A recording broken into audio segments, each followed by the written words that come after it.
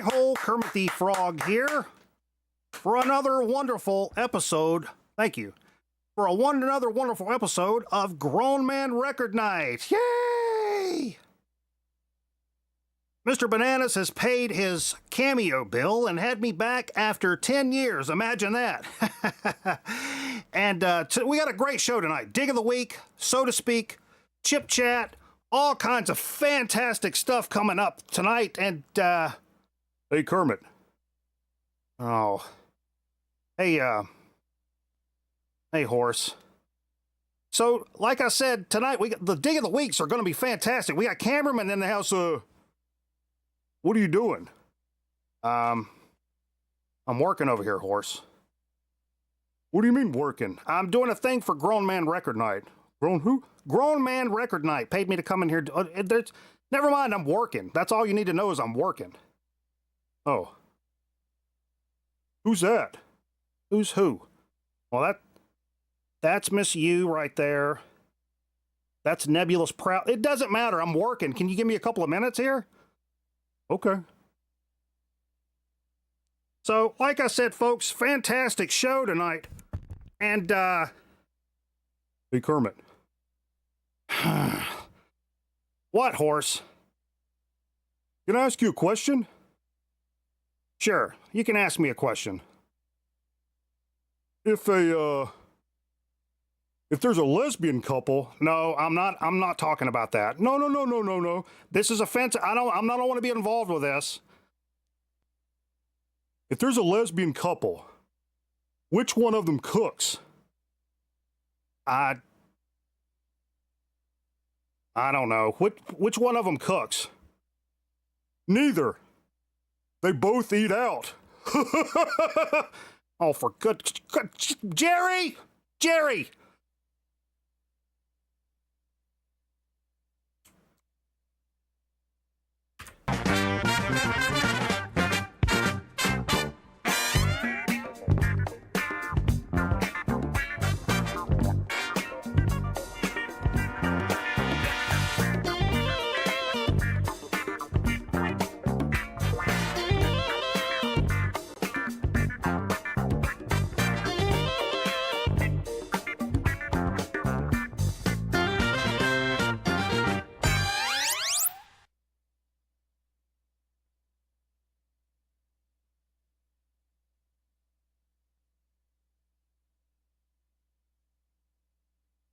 Folks, what's going on? We just had a camera fail, so, okay. Fine. Everything's fine. Well, failure's all in the eye of the ball. Fine. We'll let this one charge up for a minute. Is it not working? It's got the red light. It's charging, so, yeah, it's a situation. But, anyway. Hey, everybody, cameraman's here. Hey, everybody. Nice to be here. Including... I blame Strychnine. Being here. Yeah, 100%. Woo! What a Friday night. What a week in general. Man, it sure is bright in here. It is bright. We like bright around here. But, some people. Well, that's what these glasses are like welding goggles. They're so dark. I bet they don't pass OSHA spec, though. Probably not. But, yeah, good times. Thanks for Kermit coming in and doing the intro for us. Yeah, dude, that was not cheap. It's been a long time. Kermit did some stuff for us a long time ago. Kermit's gotten a lot more popular since we were kids, you know. It's true. He's got, got a whole team of people. He's a bit of a social justice warrior. Is he? Well, I didn't know that. In a good way or a bad way? I mean, like Jim Morrison said, say your thing, man. Say your thing. Yeah, just be yourself. Say your thing. Snoop Dogg once said, be yourself, because nobody else can be you, man. Is that what Snoop Dogg said? Hell yeah, dude. Hell yeah. No, he didn't. Yeah, I did. I just watched it today. He was talking about rappers who do this. He was like, I was collaborating with a guy, and he told me to do this, and Snoop was like, I ain't doing that. Well, do me. Like, you got to do you, because you're the only person who can do you. Ain't nobody else can do you. That sounds a little bit like Vern when you tell him that story. I can't do his accent. I know he's from... What do you mean accent? Snoop Dogg's accent. Whoa. He's from one of those cities in the country. City of Compton. That's it. I remember that place. Yeah. Appreciate you guys hanging out with us tonight. We played some cool records. I apologize for this weird shot, but we'll get the big wide guy up in a minute. The main camera is a GoPro, and it's an older gentleman GoPro, courtesy of Aaron Griffin. Shouts to AG. It's just not charging well because the way he's got the power. No. thing. It got, I don't know. It's one of those weird things. It's hooked up to power, right? We dared to move the thing, and it. No, it's not. It was something was wrong before. It's because you're dangling 3.5 pounds of power cable from the tiny mini USB port. Jay's also jerked his foot into like multiple cables down here like 4 times now. I've jerked to Jay's feet too. So I'm just saying, there's a possibility that something went awry. Anyway, but it's one of those situations. The camera has to have like a battery charge somewhat before it will accept the fact that it's plugged into a wall, which is fucking lame. But anyway, I guess it probably has to draw enough power from the battery to boot and then realize the new GoPros don't do that, but reportedly, I mean, you don't know firsthand. I do. You don't have one. My dad has 5 or 6 of them. Doing with that many GoPros. What's he doing with that many brand new GoPros? Let me ask you. The way it was told to me is that it was none of my fucking business. Who told you that? My dad. Okay. I was wondering if he told you, if your mom said, Don says it's none of your business, so don't ask. No, I've borrowed it before. That's why we did the show. Oh, that's right. You had to borrow it one time, and he was not happy about it. I've borrowed it several times, but yeah. He likes the stuff where he knows where it is. Yeah. At all times. Preferably within arm's reach. And if my dad likes a car stereo, for instance. Yeah. It's like, oh, I really like this JVC car stereo. I'm going to buy these for the next 50 years. No. I'm going to buy 4 of them. I want one in the car, I want one in the truck, I want one in the boat, I want one in the RV. So he wants 4 of them. They got to be the exact same one. Yep. If he likes it, he wants 10 of them, whatever it is. Mm-hmm. Same thing with the GoPro. He was like, well, I want to have one in the truck. I want to have one over here. I want to, just a couple in the house. Boom, boom, boom. And I was like, you have more GoPros than the television station that I work at. But anyway, that's how he is. I'm weird. I'm weird as fuck too. I don't know if you guys have noticed. I've noticed. Yeah. Probably while we're friends. Brandship. We're thinking about making a program about like living in a New York apartment, and one of us is a comedian. Yeah. And the other is a bald guy with a Napoleon complex. Dude, I was just telling, show Trucks your you see Truck posted the Discord? He's a balder gentleman with glasses, and he's got like a headscarf thing from a thing. Oh. I said, cameraman's got a headscarf from a thing. Got a headscarf thing from it. You can't really see it right now too good, I get. Well, yeah, you can. There it is. See? Look how fucking messed up my head is. Look at that fucking crater. Canyon. You think the doctor that put me back together, I can tell you he's never repaired drywall. Because drywall, you'd shim it out till it matched up and then put a little spackle over it and it wouldn't be this fucking... Correct. Yeah. So anyway. The skull trench. What up, old radios? I guess I'm glad my neurosurgeon wasn't like really good at drywall, because that would indicate his whole career. Oh shit! What up? Headed to a drive-in sale tomorrow. It's not the one at Mahoning Drive-In in Pennsylvania, is it? But anyway, what's up, Wax? How you doing, baby? This is yes, sir, man. Hold on a second. I got to make a correction here. Correction? Looking at the normal camera. Well, we can give this a few minutes. We'll turn on the regular camera. We will, sure. But for now, this is the weirdo camera. This is much more comfortable for me. Look here. This is better. I'm not like cranked over. We're like actually facing the same camera. We're on roughly the same plane. You're a lot bigger than I am, though. But if I get right here. Holy shit. It's fucking Glass Orchid Aftermath. Our man, Mark. Dude, we got one. As a matter of fact, I think we're going to do the last Mark chip tonight from the package he sent. But, dude, I'm still jizzing in my pants over this right here. Good Lord. Good Lord, son.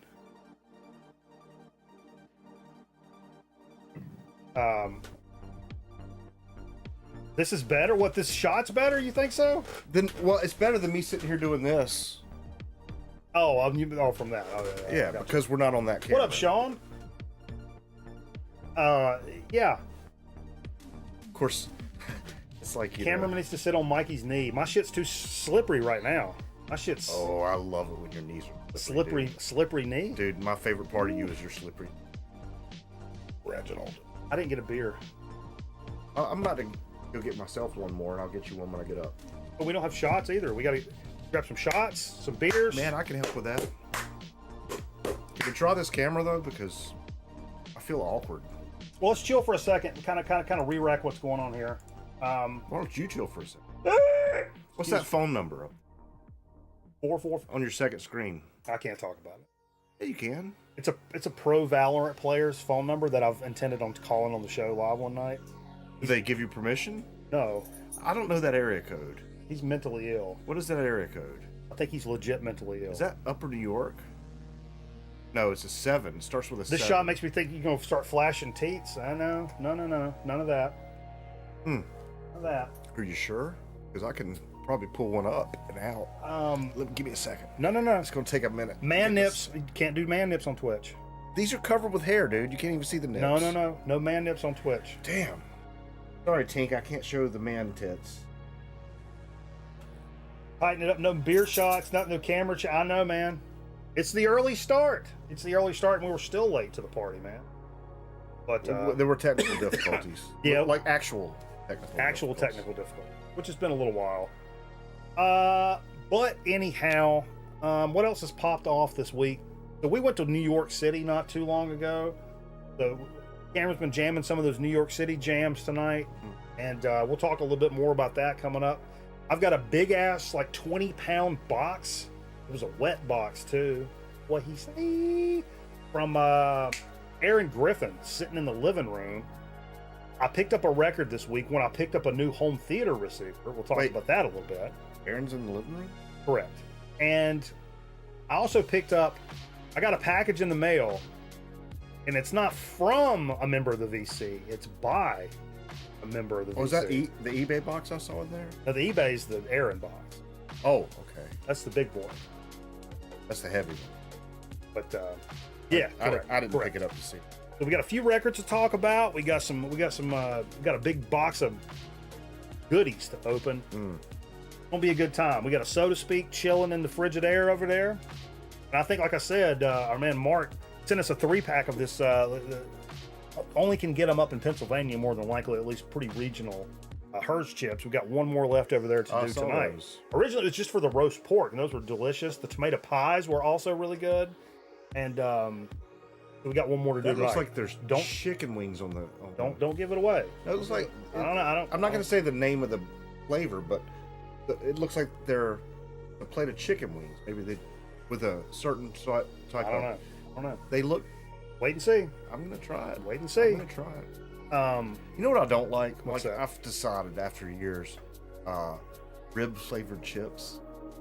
For some reason, that fake rib flavor just puts me off. It's the ones that put too much emphasizes on. They put the wrong emphasis on the wrong syllable. Yeah, of the meat part of it rather than the barbecue. Because a lot of times fake meat flavor is terrible. There's a lot of times, like especially with those rib chips. You see that sign that says rib chips? No, you don't want to go over there. It's just a really fancy barbecue chip, and it's a really pronounced barbecue. But like on the very back end, you're like, yo, that tastes like rib. There's other ones that are like, put it in your mouth, you're like, rib, like, oh, that's too much. The best example is hot dog, because there was one that was like flavored chips. There was one that was like, I think it was a Hers chip. It was like all American hot dog. So you eat this chip, and it tastes like mustard ketchup chili. There's onion going on. There's all this stuff happening, right? Ketchupy or whatever, there's all this stuff going on. And then you kind of taste a little hint of a hot dog on the back end. Like, oh, this does taste like a hot dog. Well, Walmart, aka Great Value, comes out with, I call them Walk March, hot dog flavored chip. And I'm like, oh, cool, those are really good. So I buy one, and it tastes like weenie flavored chips. Like straight, like not even like cooked weenie. Like you pull a raw weenie out of the fridge because you're drunk. I mean, they're already cooked, so you can eat them safely. Yeah, that's what it like tastes a like. Cold out of the vacuum sealed package weenie. Correct. Correct. Dude, that does sound fucking terrible. Yeah. I'm sorry. I think my thing just dinged down here. Yeah, it did. I heard it. I'm not going to check it on the show. Not a lot of news this week, other than like Oh yeah, the biggest news. Pee Wee Herman. What? Pee Wee Herman died. That's a big ripperoonie for Paul him. Rubens died, and Pee Wee Herman died along with it. Correct. That's pretty sad. I mean, I didn't realize he was struggling with cancer for a while. That's Yeah, I didn't realize he had died of cancer. also he was 70 years old. That's Do you crazy know to that think back? I didn't realize this, but back in the day, he legit tried to convince people that Pee Wee Herman was a separate person. about. Really? Like it was a whole different. I don't know if he was trying to say he's also me, but it's Pee Wee or what. But you know he's Andy on- Kaufman was the same way. You know he was on the dating show. Yeah, I've seen a little Yeah. snippet of that. He actually won. He was on the dating show 3 times, and Pee Wee Herman actually won. He won. Wait, who won? Pee Wee or Paul Rubens? Oh, it was Pee Wee. It was Pee Wee. Oh yeah. Okay, yeah. Oh yeah. I saw it pop up, but I didn't watch it, and I was wondering which was Jerry Rice or Jerry Davis. But Belson. I know it's really supposed to be Belson and Davis. Well, Jerry Rice. I don't know why is Jerry Rice a sports person? He is. He's a football player. Okay. Retired. San Francisco 49er. Football. Correct. I remember that sport. Why don't you grab us a couple of beers and a shot? I'll kind of lead us into. Hey, you what's know what? going I'll on do here. that. I'm gonna actually go to the restaurant room while I'm up. So Okay. I'll be back after I trip over all these ones. Correct. Actually, you know what? I think Tinkerbell may have tripped up. Whoa! None of these things are in here anymore. That's okay. Break the wire that carries. No. We're good. There's a. For some reason, this got deleted, and that's okay. That's a quick fix. I'm a big fan of the Dead Kennedys. I don't know about you guys. I really like the Dead Kennedys. I will say I have heard some. I've heard some Dead Kennedys live stuff. I'm not too impressed with. That's a very tough thing, in my opinion, to capture live. That raw sound, and a lot of times you hear it, it sounds like razor blades and trash cans. You know what I'm saying? Well, I stumbled across this today. Boom. It's been around a while, and I think it was only issued on vinyl in 2013, but got a proper reissue today. It's live at the Def Club. The label is Audio Platter. It came out in 2004, but it was originally recorded in March of '79.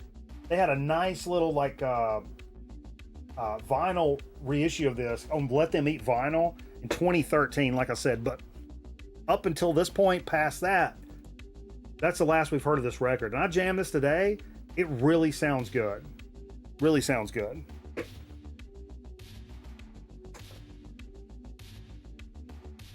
Sorry. So yeah, if you're a Dead Kennedys fan, this would be something to check out, man. Dead Kennedys is 40% of why I got into punk. Misfits are the other. That seems to be the story for a lot of people, man. That's a pretty common tale, I would imagine. And one of the first, especially like older school punk stuff. I mean, I probably heard, like, courtesy of Carl, I probably heard No Effects first, but not far behind that was Dead Kennedys. So yeah, and like I said, this sounded really damn good from what I sampled today. Thanks, dude. Drinking some Rolling Rocks. Beer I don't normally drink, or like hadn't really drank much at all lately, but I did have a couple up in New York. So it made me kind of thinking about it. Babagoosh. How good is the gabagool today? New York.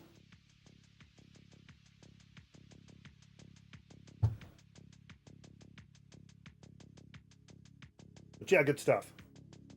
Minor Threat, yeah, that's another one. Black Flag and Minor Threat, yeah. Hell yeah. Here's kind of a dude. Let me tell you something about. This was my soundtrack for the day at work right here. It's something I found today. Brand new. I just saw the cover of this album and it had this fucking NPC on the front of it.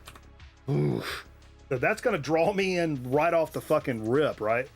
And go in and listen to this. It's called Goomson and Broke. Put this in the most Okay. spot. Jitney Music in the Inner of Realms proud to present this breakthrough split LP from California's Groomson and Broke. Both prolific producers in their own right.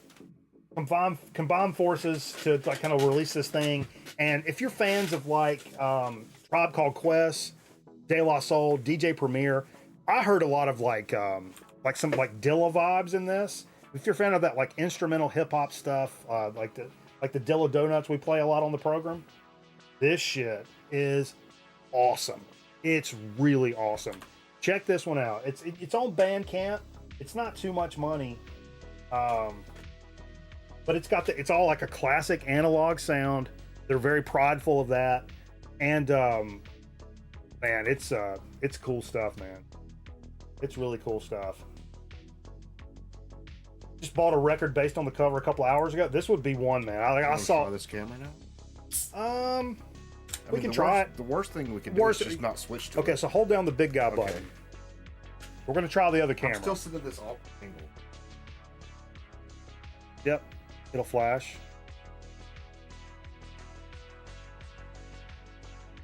I think you just cut it off. Nope. Hold on.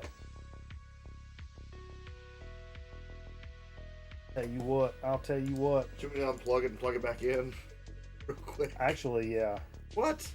Oh, the thing's been sitting there charging for the last 20 minutes. What's the front of it say? See, we should be seeing that. Should be.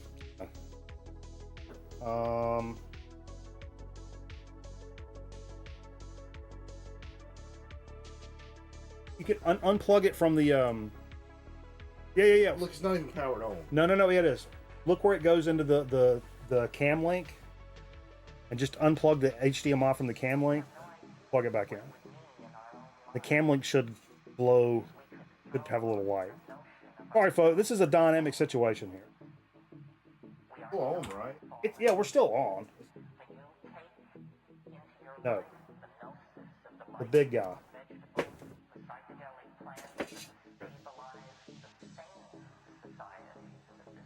Unplug the HDMI. But this gives me a great opportunity to troubleshoot. No, to introduce the this graphic I've not pulled up in a long time. If I can find it. Wait a minute, where's it at?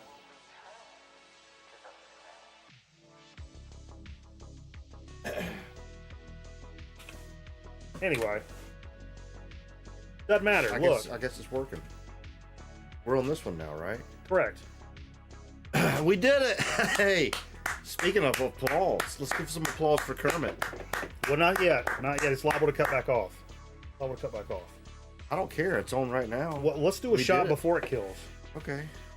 Hey, Tinkerbell. You guys want to do a shot with us? Television shot? Correct. Lovely. But dude, for real, check out the Oh, you check it hip hop fans, Goomson and Broke. You'll really dig this. Keeping it moving here. Dude, we're actually pretty decently on plane it's there. Not, it's not a bad we're shot. the same size as each other. Bad shot. Ah. This was kind of a wild card, and this was actually the Discord program preview I posted in the posted to the Discord earlier. Obviously, I saw this cover and I'm like, all right, now this seems like something. And Moving Worlds, and what's the name of that right there? Kelakine? How would you say it? Kellen Bye? Band. I don't know. The name of the album's Moving Worlds. It's a Kelnbye is what I'm seeing. KYE. I'm okay. No, right here. Kellen K. Did you type that or did you interpret that? Because I think that might be a BYE. Anyway. Did you get that from an AI? Have you heard about AI trying to know what they're doing? This album comes from 1974. So this guy kind of went down to Ghana and got some of the heaviest funky sounds coming out of America kind of interpreted through Ghana. Much in the way when they came down and fucked with Fela Kuti. And I played this today. It's considered some of the like holy grail of Ghanan groove. Wait, where did you get that? Is that a This came out today. This reissue came out today. Okay. So you've listened to it digitally. You don't own it physically. No. This you might buy it. Yeah, it's out there. But I'm telling you what, man. I posted it to the Discord if you're interested. This stuff is funky. Was I here when you played that? Played what? Yeah, you played that earlier. No, I played it today at work. Oh, okay. Digitally. Okay. I'm not gonna play digital stuff on record now. Okay. I mean, I will during the week, but you know, some things gotta be. I was gonna bring my entire CD collection tonight, and then I thought to myself, well, that's not a. No. No, it is a record though. A CD is still a record.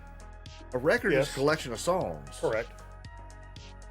I believe it's short for recording. Correct. Hey, let's take this shot, right? Let's do it. New York. We literally walked around saying that the whole fucking weekend. And when you can see it at the end of the video. You cut out too much of that, because when we left New York, I drove out of the city just honking my horn around at everybody. Because everybody, New York, everybody honks their horn. And they do. It's not like it's not a mean thing. It's just like here I am.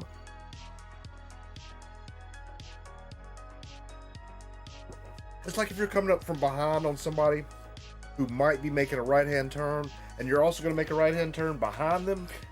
You just kind of pull them, let them know I'm right here, and then you cut in behind them and fucking go. Yeah, I was beeping the horn, and that was fun. We really laughed a lot about that. We did. Leaving town. Here's something kind of for the old heads, the old souls in the crowd. This one snuck up, and this is kind of I don't want to say a brand new band. These cats have been around a little bit. You guys ever heard of the Arrogance? This is a new album from them called Brainwash. They've been picking them up and putting them down since 2008. So they've got some LPs out. Actually, I think it's only their second, but they've got some singles and shit that popped up. It's on Dirty Water Records. But these guys have that like 60s mod, 1960s mod, garage, psych at times kind of vibe. And I listened to a good bit of this today. Fantastic stuff. You would swear, if you listen to this, you would swear. You should quit. You would swear it came out in like 1963 or something. It's got that total vibe. The only thing that gives it away. You said it was from when? Brand new release today. The one thing that jumps out at me is that the drums were like way too good and way too produced. Oh. Other than that, the guitar, the bass, the singing, like you would swear it's from the 60s. What size guitar? Like small, medium, large? I mean, it's like not exactly huge, a big guitar. Definitely not a huge guitar. I mean, maybe a medium-sized guitar. So about this one. Yeah, something like that. You ever seen them? Yeah. They go.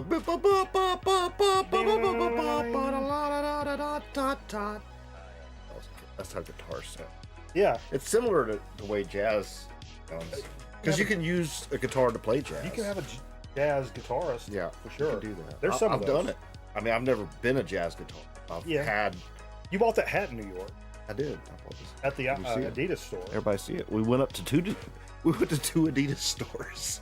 The only shopping we did in New York was two different Adidas stores. And I don't even fuck with Adidas, to be honest. I really want a pair of Sambas, man. I really wanted a pair of Sambas. I wanted to go to the Supreme store, and you kind of shit on it.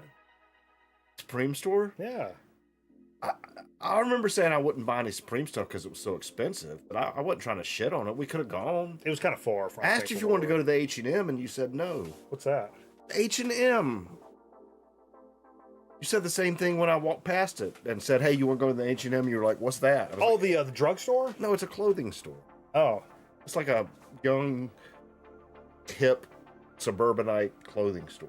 They got bitches in there and shit. Oh yeah, they're too young for us. Correct. Yeah. You're gonna open a Supreme pizza store? Oh my god. Supreme is only open when they feel like it. That's what I was worried about. I know Nate sent me a Supreme sticker. Dude, we could have gone there, but you got to kind of coordinate it. Now it's like it's a thing. We didn't coordinate shit. Yeah, but you go there and they're not open. And they were doing appointments, I think, at some time. But anyway, I would have overpaid for something in Supreme. Dude, Nate sent me a sticker. It's a Supreme sticker about this big. I was like, this sticker's probably worth $20. I mean, low key. It's probably worth $20. But I mean, I fuck with hype beast stuff. I like companies that do limited drops and stuff. Yeah, you're a fan of Death Water. I remember you bought some. Exactly. That was your whole deal with them. Was like, yeah, I get it, man. They're like, oh, you know, it's called Death Water. I just posted. We charge so much for our premium water, and you're like, yeah, I fuck with that. I'll drink your fucking premium Death Water. I will. And it was good. It's really good. It's good. It's really good water. Here's the thing. This is why I fuck with them. I just posted this to the Discord yesterday. It's really good $4 water. They took all of their like negative hater comments, put them on the back of the can. No. They've released an entire LP vinyl record of voicemails. No, they turned them into songs. It's only fucking water. Why is it so expensive? You're going to hell with your marketing plan. Like, it's a whole album of all their hater comments turned into songs. That sounds, like, you know what that sounds like? This is why I buy their fucking products. That sounds like something. What's that kid from Parks and Rec? Andy? No, the one that always had the business plans and the. Oh, Jam. No, I know. I don't want to say.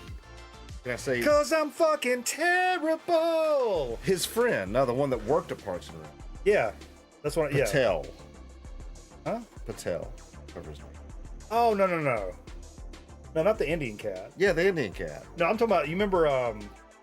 What's the guy's name that always? It sounded like a business he would have invested in. Yeah, true. Oh, I about drank the microphone. Don't do that. Don't do that. Liquid Death is great. See? You like the marketing. You like the CO2 infused. They're sparkling. It's really good. I got a pretty discerning sparkling water taste, and it's good. Now you can, you know. Oh, the camera just died. What? That camera died. That's very fucking irritating. It's like it's not charging. Something weird going on. So hold that button again. Just hold that button again. There'll be a solid light. Sorry about this, folks. This is what happens. Yep, just chill it. Let it chill. So when there's 20 minutes left in the show, we'll fucking have something. This is reminiscent of early record night days where shit's always fucking wrong. Yeah. Always wrong. Which is why I was trying to look for it's fun and sad at the same time. Hold up, man. Trying to find the fucking. Whoa. What, this? No, the other one. Like, I think Steve was in it. Yeah, God. Look how young he looked in that picture. Yeah, that's what you take away from that picture. Not that they have a machete held to my throat or there's a gun involved, but I didn't even see you. I thought it was a lamp. You thought it was a lamp? I thought it was a lamp. That's funny. Bossman too. Yeah, old Bossman. Look at that handsome young motherfucker. I mean, he's alright. Dude, I've got King Kachonga. Not that Steve looks old now, but like with the big gray beard. Steve's like 80. He's not 80. Dude, this is the prime time. I can never use this graphic anymore because things are never wrong. Oh, but tonight, yeah, it's Kachonga Day. Tonight it's Kachonga City. Some of you new heads don't even fucking know what King Kachonga is. But yeah, what's a new head? Like a new friends of the program. Okay. Did I just have to like suburbanize my language for you? They have to Toby Keith my language up so you understood it. Well, you're not trying to say crackhead, right? No. Okay. Ed would be an aficionado of a certain. That little salt thing still working? Salt? Little salt thing. Little. Oh, you want one? No. I want a vape thing. Or let me smoke a cigarette. Can I smoke a cigarette over here? No. Get us have a snooze, but you can have one of those. We need another shot? Why wouldn't you let me smoke a cigarette on it? Oh, no. You smoke in here every now and then. No. 6 months ago you smoked in here. Yes, you did. I think that's everything. No, I wanted to talk about that. The last thing we mentioned. Fuck, I forgot to do this. This band right here. Harken back to when we were talking about this band, right? Here's a quote from Pete Townsend. I really wanted to say that. Pete Townsend says, I love all these tunes, the videos, and the look of the band, but I think you may have been born into the wrong era. Ha ha. You really have captured the vibe of the very early 60s mod scene and the UK R&B scene. This will work because you have reinvented it all so well. I wish you luck. That's from Pete Townsend. That's a pretty good vote of confidence. Of the whom? Of the whom. The whom. Mike smoked there on Wednesday. No. Never. Smokers are jokers.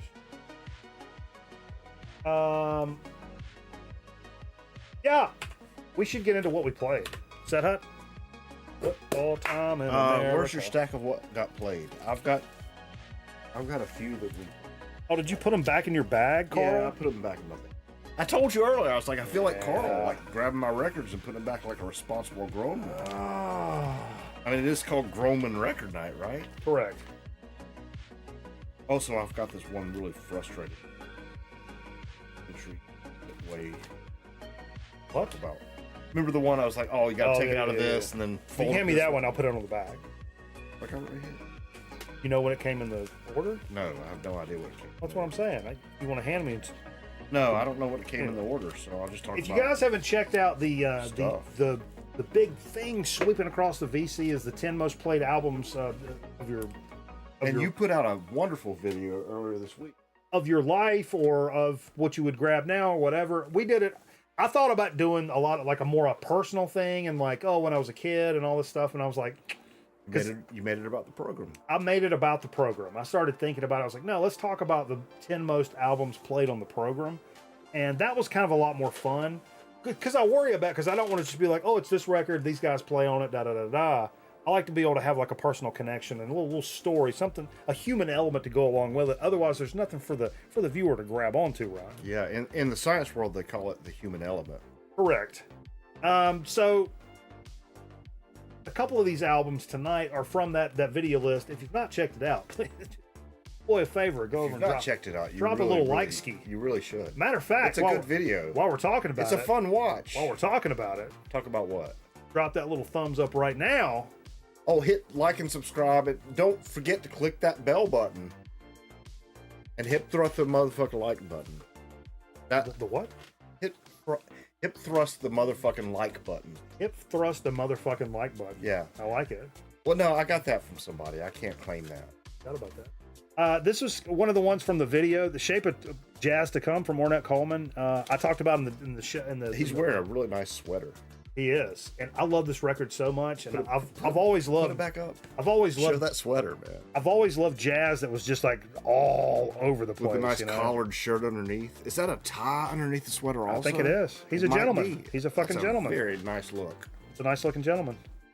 He had it together. Hey, this dog's licking his paw again. Tanka! Stop eating your foot, Ta! She didn't stop. Tank, quit it. Tank likes to eat her foot. Now, most of it. I got this a long time ago. Before I knew, all I knew was I went to my local record shop. It was Underdog Records, and they had. I've been there. This is the old one on Robin Hood, and it was a brand new pressing.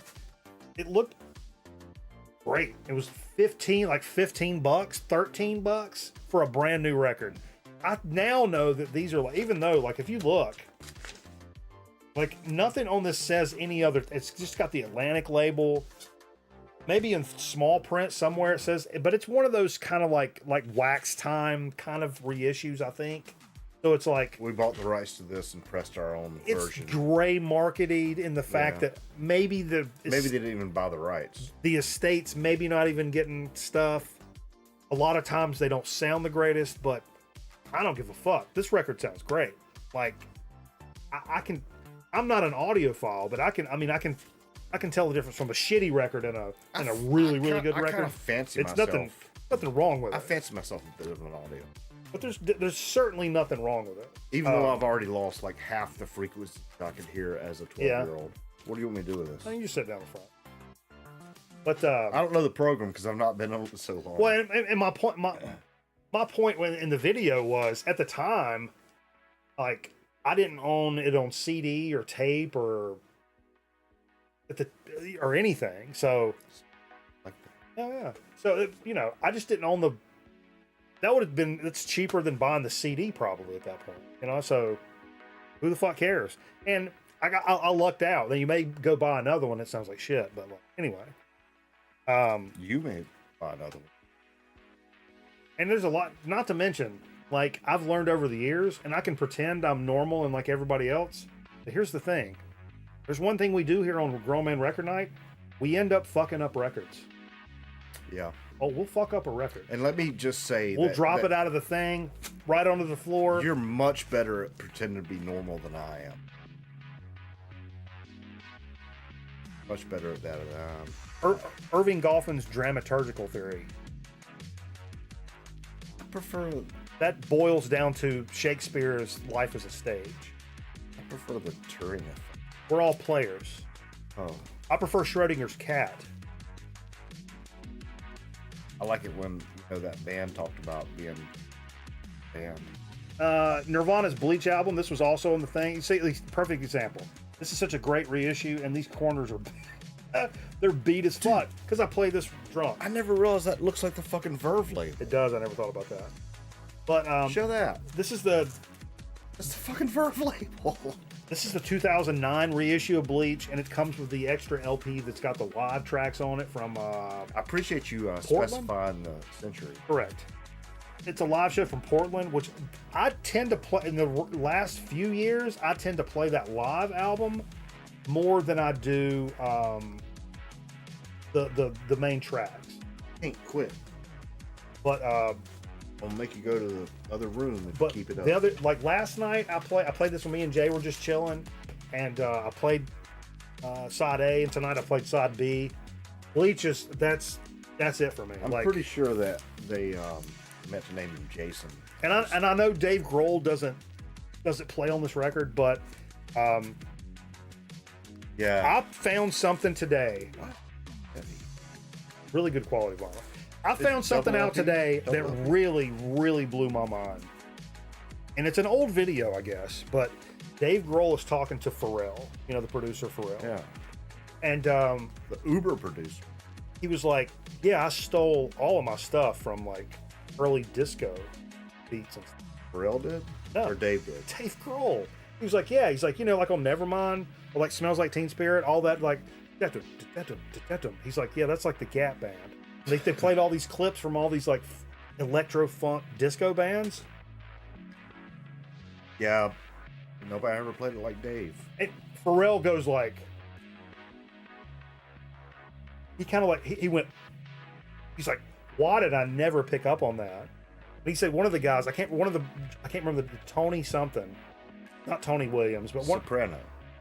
comes over to Dave's house for a barbecue. He's like with somebody, and he's like, "Oh my God, man, it's like I've been ripping you off for so many years. I'm so appreciative for He's like, I've been ripping them off. And no, I know, and the guy looks at Dave Grohl and he's like, yeah, I know.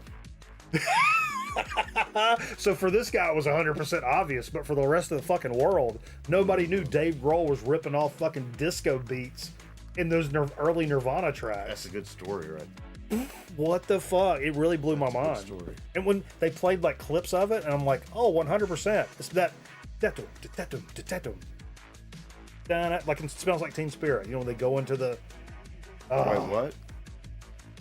What song? Tony Thompson. Yeah, there you go, Vance. Thank you. What song? Not Tony Danza. Smells Like Teen Spirit. Down, down, down, down, down, down, down, down, down, down, down. Keep it going. That. That drum fill. What comes after that last No. Stay in that drum fill. Oh, Those are like disco. I'm trying to picture the song you're talking about. It was that one about the blanket. That's the one I remember. Remember the Nirvana song called Blanket? I remember Heavy Blanket. Oh, is that a Nirvana song? Nope. Then I'm kidding then. Let's see what else we got.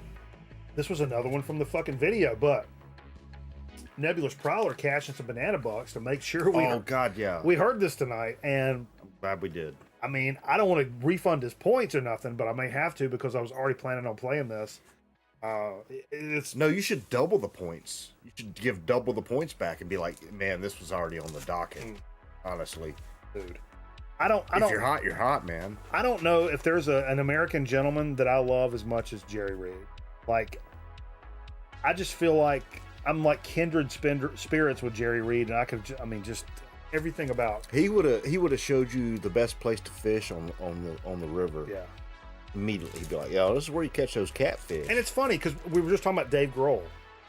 So, Dave Grohl, Jerry Reed, Josh Homme, guys from Mastodon. What do all these guys have in common? They play big guitars. They're funny. Oh, yeah. They're actually what people that I would consider funny. And I don't throw that around lightly. I don't throw this around lightly. But Josh Homme is uber talented and super funny and a little bit honky-donkey looking. Sure. But I've Sorry, always... Josh, I mean... Anybody that actually has, like, legit comedy skills, that always makes them cooler and more accepting, and I like their music even more, because so many people in music are so fucking serious. Do you, everything. Do you fancy... I can't stand that. Do you fancy yourself a comedy man? Comedy man? You're a comedy man? I'm an internet comedian. That's what my resume says, internet comedian. Oh, really? Yeah. Do you have any business cards? I'd love to carry one of those I've got around. those free ones. It's just got a microphone on it. This Mike Miller, internet comedian. It's just got a microphone on it. They're free? Yeah. How do you get that? I'll give you a link. Okay. But yeah, I've always loved guys that are creative and make music or make film or whatever. You said you've always loved guys. Yeah, of course. But have, are able to be... Because you're a comedy man. Funny at the same time. And it's, as much as I've loved not just music, but heavy music for a lot of my life, but I've always been so turned off by bands that are like... You like The Cure? Oh, my life. You like The Cure? I do like The Cure, but like, I don't know. But they did it with more gravity. I remember like telling Jay, I was like, why can't you be in like a black metal band, but you talk about pizza? You know what I mean? Or like dumb shit. Why has it got to be about burning down churches or like, you know what I'm talking, like, why can't it be about fucking just hot dog toppings or I don't know what the fuck. Well, you know what? My church does a hot dog lunch every Tuesday, so... Oh, still? Oh, yeah. Every Tuesday, or is there like a season? Oh, there's a season. Every Tuesday from... Lincoln Park? June until October. They do a... once a week, a hot dog supper at the church kitchen, which is like commercially rated, and they serve, a couple hundred people and make... I make commercials. They make money. You should make a commercial. You should make a free commercial for the church. You know why? Yeah, you know why? Because at one point, my dad bought a backup camera for the big church bus. That used to be for the youth and all the people of the church, but now it's just, pretty much to transfer all the people who are still left, aging church, if you know what I mean. Sure. And my dad bought this backup camera, and Ken and I went up there on a Saturday and installed it on the bus. Right? Yeah. Like as just a thing to the church. Just, hey, we're gonna so we should go up there and shoot a free commercial. Like as just for the church. It'll be fun. You remember Jim, right? I do. Jim's a wonderful man. But let me tell you something that was told to me in the business. About what? Free work? Work in general. Mm-hmm. If it doesn't make dollars, it doesn't make it doesn't make sense. Scabs. Yeah, I'll do them for one. Yeah, that's what I'm talking about. I can probably get Jesus to come in and thing. Like Jesus has got a pretty tight. Like a loose 10 or a tight 5, maybe? A loose 10 of rancid tuna fish, like tinned tuna fish. You know how in England they don't call it canned, they call it tinned? Yeah. If you get canned fish in England, it's tinned fish. Or tinned beans, or I got some green beans in a tin. Why are we even talking about them? We beat that ass in that war, son. I don't even want to talk about them motherfuckers. The War of 1812? No, I think it was a different one. What just happened? Your screen time out? No. Okay. You want to try this camera again? Let's let it chill. We're good right now. Okay. Since we're doing Dig of the Week, I mean, what we played. Oof. I love this record, man. Warhammer. Yeah, these guys are no. great. Warrior. I think it's Warhammer. 1985. This is MCA 85. I can't read that. Try if you want. I kind of picked that up on a whim. I dig these guys. It is 85. 1980. Yeah, I know things about stuff. You could read okay. But just when I was really trying to get back into, or get into collecting like 80s metal records, you know, you guys like Metal Theologian, Chromie D, kind of, you know, I've always liked that stuff, but it becomes a. What are you doing? Oh, Nothing. oh. Just hold it. It becomes intimidating to like. Same. That doesn't make my lungs beat. I wake up in the. I think it's metal and jazz are the two most intimidating genres to kind of, I don't know, fat fuck kind of waltz into start collecting. Can be intimidating, where not only the overall scope of things that you have to kind of research and look into that's intimidating, and I think the people in the communities can be intimidating. Although, like, I've found that, like, probably the metal guys are mostly super nice. Jazz guys, for the most part, too. But I think jazz guys would probably be more that would... I don't know. Who's more likely to scoff at, like, oh, I really like this band. That band? Obviously, you've never, you know, like, I don't know. Maybe it's in my brain. I'm always afraid that's the reaction I'm going to get from those communities. The only bands you know I can think about right now is like the Glenn Miller band, the Zach Brown band, and the Dave Matthews. Which one of those three bands are we talking about? I don't know. I think it's in my brain. I don't think that's actually real, because I've not really experienced that too much. If it's in your brain, it is real. Yeah, because I've not really experienced that. I mean, because I love when people are like, oh yeah, you like these guys? Well, check out these guys. You know, rather than being like, yeah, John Coltrane, that's all you know about jazz? I mean, can you talk about anything else? No, that's a point. That's a point. That turns me off. When you first start, like, thinking about jazz, and then you wonder, like, what if somebody asked me, what's your favorite jazz? And you're intimidated to fucking respond. Well, right?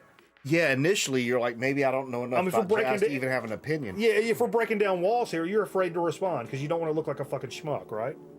Same with metal. You're like, oh, I love Metallica and Anthrax and Slayer. I worry that someday some guy will corner me in a record store and be like, oh yeah, you like jazz? How many jazz players do you like? And I have to, like, sit there and think, oh my God, Joe Messerschmidt, Billy Jomham,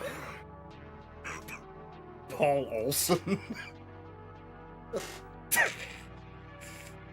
But yeah, I'm sorry. killer record. But yeah, I think that's a valid. I think those are the two genres where it's a little bit. It's pronounced genre. I think it's more in my brain. I don't think say genre. genre. No, genre. Genre. Got it. Oh, genre. Genre. I thought you said Genre. genre. Genre. John Cafferty and the Beaver Brown Band. That's a good band. There's a John Cafferty record somewhere in here. I had one at one point. I think it might have got stuck in with. I can access those with that speaker. I got new speakers in here for the week. I didn't even talk about that. We got new speakers in Nude speakers. Where'd you get those? How many new speakers do you have right now? There's 7 or 8. Yeah, you're right. You like jazz? Name them all. Name them all? Crabtree Valley Mall is the closest one to me where I live. No, name them all, not mall. Oh. Name them all. Name them all. Roll that R like you have a bag of D's in your throat. like, dude, no, one of my favorite. Okay, let's get serious for a second. I don't like to get serious. Why should we start now? Well, but one of my favorite things in the entire world is hearing Tony Danza say, "Duck all the wrongs." New York. Tony Danza, specifically Tony Maselli, saying, "Duck all the wrongs." Did you ever watch that show he did with Josh Groban? Where he wears the wife beater. Tony's playing like a disgraced detective, and He Josh wears a wife Groban beater. is his son. Yeah. It's haven't a watched pretty it. good program. I meant to play this last week because the Budos Band had a brand new record come out, and I'm big fans of them. And I was going to excuse me, pardon the English. Don't look at that camera. This is the fun. But I pulled this one out tonight to make up for it. The new record, they've progressively gotten it kind of a little bit weirder and a little more off kilter, but still kind of remaining in that Budos Band cock and ball territory. I'm not sure what that means. Shut the fuck up. I'm not sure either. They've kind of stuck. They're true to their school, while still. I like the way you evolving. I like the way you store your records. Yeah. It's easy to get to. It's also all well protected. So I never have to. Have you ever broke this down? Here, break it down. Show everybody how you do this. A lot of people do this, but I don't know who does it. But I like it. I keep the records on the bag, mostly because of what I said before. Because here on the programs, a lot of times time is a factor. We have to be able to grab a record, get it out, put it on the table. Because I ain't got time to pull fucking 3 sleeves out 3 different directions. Especially if it's a tough record to deal with, a gatefold or like a those beauty records, pack or those records with like, where the ones where they have like 3 records strung between a rope. Yeah. Like you hold up one record and the other 2 records are like attached by rope. That's how you have to stack them 3 tall. That's how stuff got fucked up and here. You have to flip them intermittently every 3 minutes. Any record that involved like things and pulling and tabs, and that's how a lot of my record collection's gotten fucked up. Because 2 a.m, I'm like, yo, I want to hear fucking the Pink album by Boris, and I pull it out, and it's in a little box, and you have to unfold the box, and then the records are on the inside, and I'm pulling this thing out. Yeah, something's hitting the fucking floor at some point. Yeah. Something's hitting that fucking floor. I like that method right there. Yeah, so you do this, you never have to worry about it. And not only is it, and a lot of people say it doesn't give you ring wear. It's well protected, but like you can just grab the record. All I gotta do is split this right here and just grab the record right out of the top of the sleeve. That's how a lot of people. Nice. That's how people ship records, and also it doesn't give you ring wear on the cover. What a lot of people say. So, but for me, it's just easier to deal with. I've got the worst fucking record packaging ever. I'm gonna coming up. Show you. Yeah. Stay tuned. Stay tuned. I mean, it looks nice and it's really kind of cool and whatnot, but as far as wait, you had a no. Wait. Wait, what? You got a CBA that was in there somewhere. Yay. Yeah. Well, that one. Okay. Yeah, the trifolds and all that dumb shit. I'd fuck all that. No, this is not one of those. No. We're just talking about.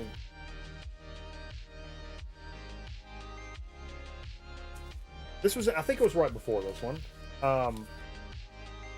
Maybe not. Maybe it was one back. This was a cameraman pickup in New York City. New York. Cannonball ad. It was recorded in New York by a company based in New York. Hell yeah. I mean, I wasn't even trying to go down that route, but like, I don't think I have this. What's it called? En route. En route. Cannonball en route. It's en route. It's from recorded in the late 50s, I believe. And it was not, he was not as big a success as they hoped he would be at this point, but these are some recordings he made. And once he hit it big in like the early to mid 60s, they re-released these recordings. This is the probably early 60s release of that Cannonball, album. Nat. Yeah. Sam Jones plays bass on this. Evidently, that's my favorite bass in this period, there was some Jimmy Cobb. There was some turmoil going on in his life, and this was good. Oh my god, dude! I've talked about. It's a little scratchy. It's a little bit poppy, but it's a fucking great album. I've talked about this before. That like, and the fidelity is really. Even though it's poppy, it's still like I can hear the tip top of the trumpets and the very bottom of the bass. I found when I really started collecting jazz pretty tough. Cannonball was one of those guys you could kind of find a little bit easier than a lot of stuff. I know Cannonball because of you, because you found a few of his records long ago, and I was like, oh my god. And I found 10 Cannonball records for every John Coltrane record I found anywhere back in the day. Yeah, but now he's in the know. And they were also pretty pretty cheap, Pretty and- colored. They were like, and pretty- they had flowers on the front. But no, Lots of pink accents. I bought so many Cannonball records for $5, $6, $7, $8, and as I kind of evolved into like what other acts and stuff I was looking for, it became like what I was talking about before. You said axe. Do you mean Yeah, wait this yeah, or yeah, do you mean this? yeah, Or this? yeah, Or yeah.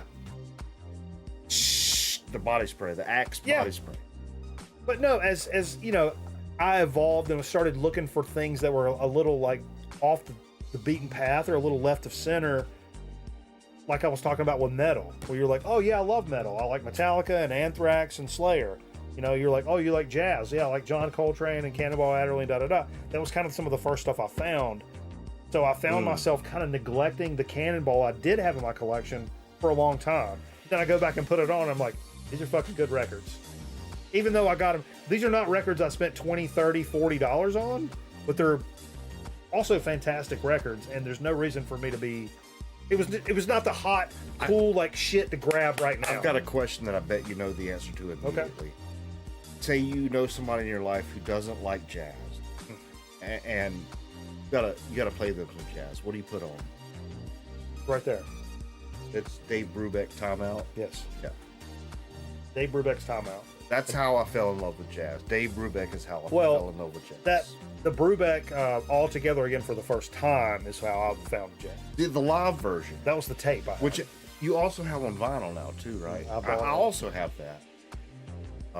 Yeah. Yeah, take 5. We used to kind of make fun of what was it we made fun of? The drum solo. because The it drum was just solo. so out of it was bonkers, and we were like, what the fuck? Now it's like the best. It's one of the best drum solos I've ever heard in No, it my was life. one of the best drum solos then too. We were just like so bonkers about it, we couldn't even handle it. Was that a mosquito? Coltrane's Blue Train. Yeah, that's a good one. I don't like John Coltrane. What? He's way overrated. Oh my god! No, man, come like on, bro. Dave Matthews can play guitar better than Jesus him. fucking. No, my entry point for Coltrane, believe it or not, was My Favorite Things. Oh, yeah. Yeah. That's what got me into Coltrane. And when I realized he was from High Point, like that did it all for me. But Slinky Stinky, what's up, Cam? Thelonious Monk is from what, like Goldsboro or something like that? Rocky Mountain. That's near Goldsboro. I was right. Giant Steps for you. I still need Giant Steps on vinyl. I got it on CD. Great out. I mean, they're all fantastic. But I've always even as a kid when I realized like, oh, you know what? My parents don't like jazz. My parents fucking hate jazz. Your dad loved jazz.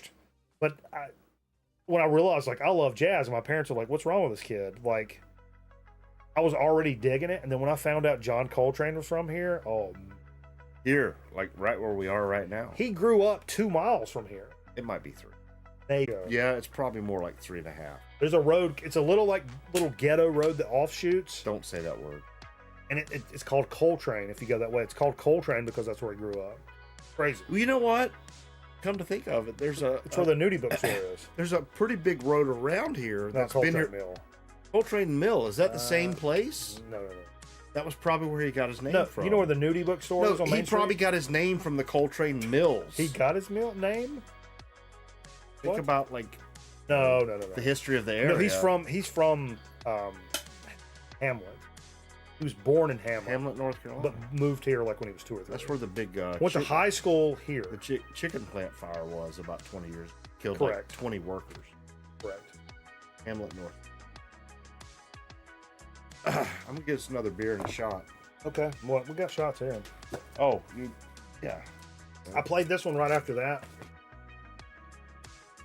Little Sam Sham and the Pharaohs. Man, I fucking love this cat. I love their whole again. which one's Sam? Well, Sam is the one in the middle. Feather. No. That's Sam Sham. The other guy's not one. Sam the Sham. This is the second record, I believe. It's the one after the Wooly Bully, if I'm not mistaken. That's the one, Ryan, by the way, is Wooly Bully. I don't think I ever told you. What? Wooly Bully is their jam. Oh, okay. Which a lot of the songs kind of still sound like Wooly Bully. But I'm stoked to pick this up. I love this shit. Again, a hint of comedy to it, right? As I was talking before, I've always gravitated towards artists that can not take themselves too incredibly serious, because fucking Christ, we're talking about rock and roll here. Okay, I got a serious question for you. Let's get into it. Have you ever considered yourself an artist? An artist? Yeah, in any way. Yeah, sure. How old were you? I mean, my whole life of some sort. I would say like when I was 17 years old, I thought, I'm kind of a bit of it. Yeah, I could do some things. I mean, I would have been late teens into my 20s before I'm like, oh, I'm an artist. Okay. Yeah. I wouldn't have thought that when I was a kid. When you were a regional rock star, yeah. Did you consider yourself an artist? I considered myself something. I consider y'all artists. I don't know about artists. For what it's worth. Badass. That's one way to put it, boy. Say. You were definitely badass. Emphasis on the were. Get it? Old man joke. Mike loves the Biz. I assume then. Oh yeah, I love the Biz. I was pissed off that one I got though was Poppy. But that's okay. What? That Bismarck. Bismarcky. Oh, well, there were listening stations. You could have. Yeah, I didn't realize that, but. Well, that's on you. Do I want to put fucking New York ears on my ears? No. Oh, but you could either do that or buy a Bismarcky record that has some pops and cracks on it. Would you have not bought it even if it had? Whoa! Mark says a weird one out there is one called Samito. Sam the Butcher. Really neat. Did in 71. It was called Sam. Can't read. Hard and Heavy. No way. Oh, I gotta find that. The Street Gang from American Graffiti. Oh, I love American Graffiti. The Street Toughs stole my wardrobe. What? Street Toughs? Remember the Street Toughs that stole the wardrobe? What is this? Is a Seinfeld episode? Yes. Exactly. It's a bunch of Street Toughs. Hey, Jerry. What was I going to do? Hey, Jerry. This pen wiggly? I got a rubber pencil thing going on over here. Hey, when you look off camera and tell Jerry to do something, are you talking to Jerry Seinfeld? No. That was what we played. It's time to do some marbles if I can get this shit to load in. Everything else has been fucking up. I don't know why this wouldn't fuck up. Sorry for the language. Can I join in? I get a little... Do I have to, log on and stuff? Look at here now. Oh, I gotta put the camera bucket. Oh, dude. What? There we are. We're gonna hit race. I'm not a fan of this. Who's that? I don't know who that is. I used to work. Oh. Exclamation point, vote, then the number of the track you would like to run, folks. Exclamation point, vote, then the number of the track you would like to run. While you guys are doing that... I'm going to go smoke a cigarette. No. Get this instead. I've hit that a couple times. Get you a snooze. Nope. Ryan will have a snooze with me. We're going to do another shot. Are you doing the Steve thing? No, I was going to... You literally just did the Steve thing. I was going to do exclamation point play. Every time we go to Marbles, he brings the volume up on his phone. No, that's a tradition. I just opened it. I didn't. That's funny. I didn't have it turned down. If you guys ever notice Steve does that, he brings the volume up on his phone. It's really a good thing that I didn't pull up the prawn that I was watching.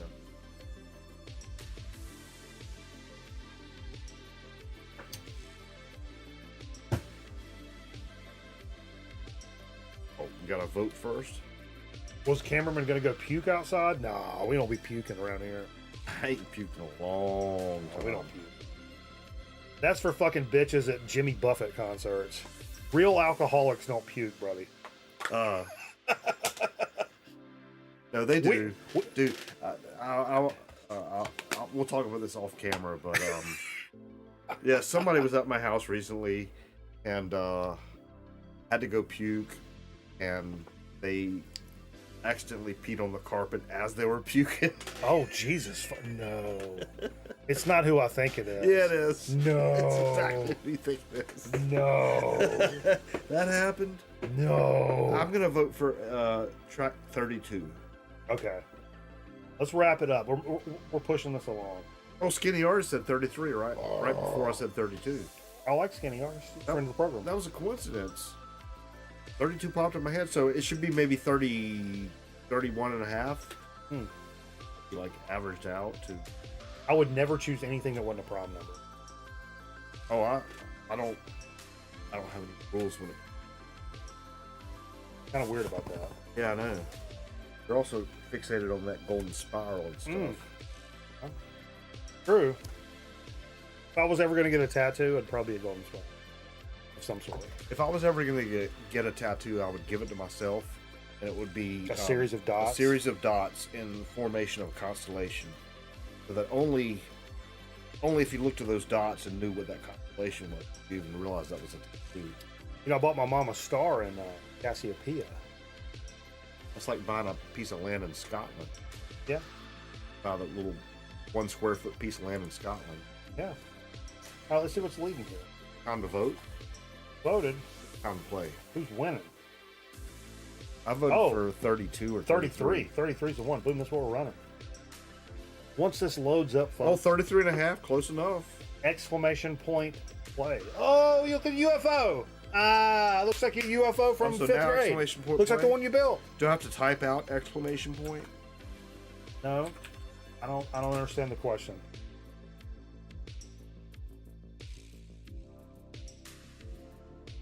I'm not really understanding the question. Here, I'm going to put it up on your chat screen.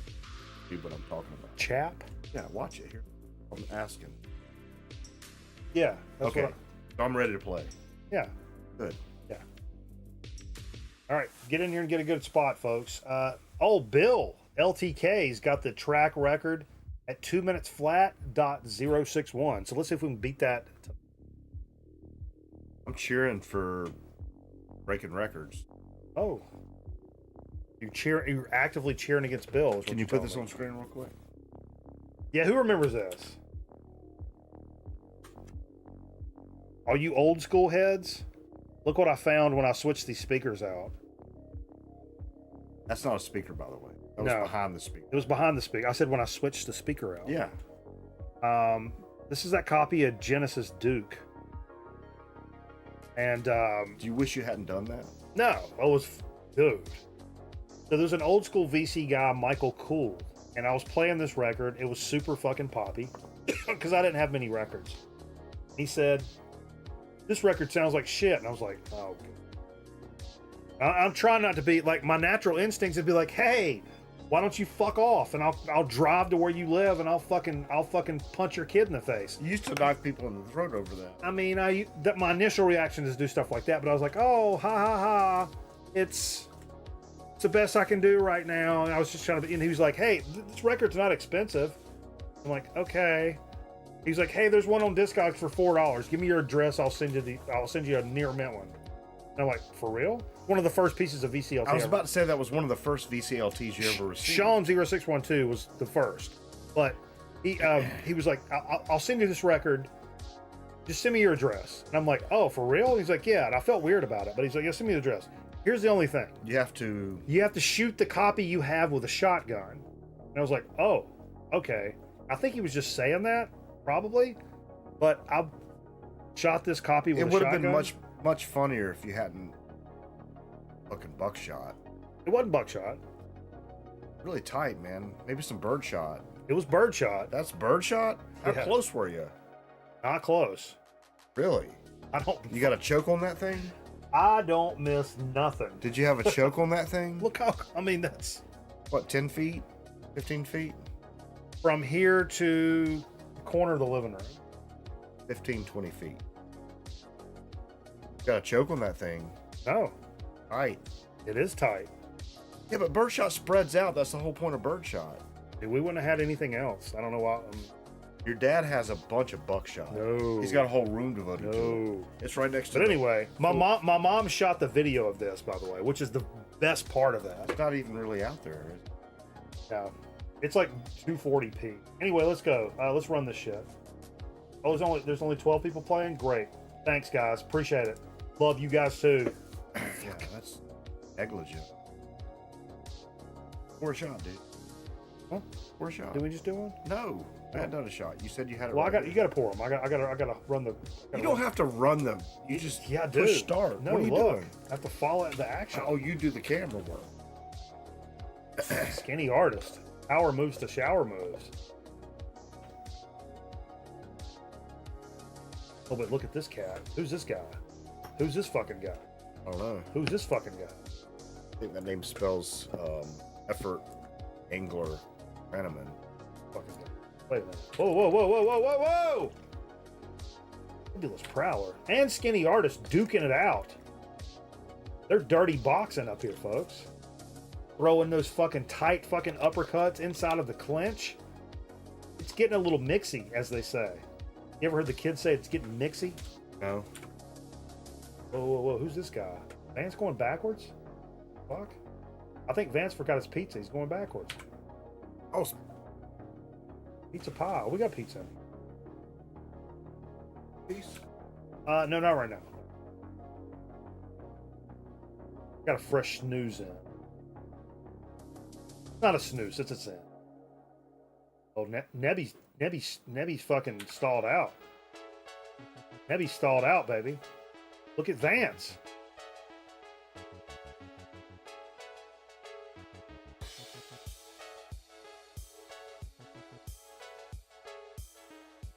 Look at the chat to make sure nothing stupid's happening. Oh, look at you. That's you. I can't see the chat, dude. Not your. No, on your phone. It's all right. I got All right. a pizza. Aaron Griffin. He's a friend of the program. So is Scotty Stricknod. These are all friends of ours. They're often in the mix in the chat and talking and These are playing all the games and stuff. These are all friends of ours. Hmm. You know what? Whoa! What the fuck? You know what? Honestly, You went off the board. Oh no! So did Vance. Oh my God! Everybody did, except for fucking Bill. You know what, dude? Honestly, you couldn't do this show without any of these people. What All the these people make the show fuck? possible. Did you see the end of that? You were winning that. You were gonna win the whole thing, and you slid off going into the fucking finish. I slid off what? You fell off the map. You have to fall off into the bucket. No, you went off into the fucking abyss. Well, congratulations, Lord T's kill. Who had the track record before at 2 minutes? This is the second time Bill has won this fucking track. Is that an AI kind of somebody's hacking? No, let's check. I'm not saying Bill's AI. I'm just saying is he using AI to hack? You talking about an aimbot? Is he glitching? Artificial intelligence. Are you calling him a glitcher? No. You thinking he's a glitcher? I'm saying, does he have an artificially intelligent friend? You saying he's got a Code 9 disc in? Remember Code 9? No, I remember SOCOM? the Game Shark. Remember on SOCOM? All of a sudden those guys were flying around the map and shit? Congratulations, Bill. You want to try oh, it stopped charging. It cut off. I don't know what's going on, folks.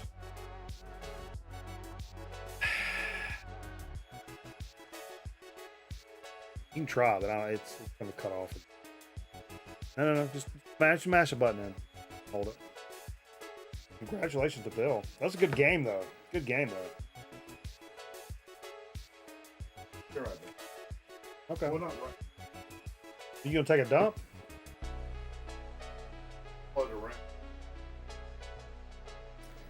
Hey, hand me that big package in there first. Before you do that. Oh, Jesus. Yeah.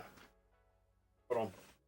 Don't throw it. No. Keep your arms down. No, you're going to break stuff. No, I'm not. You're going to Keep break. your arms You down. get shots? You gotta trust me. Now pick it up. There you go.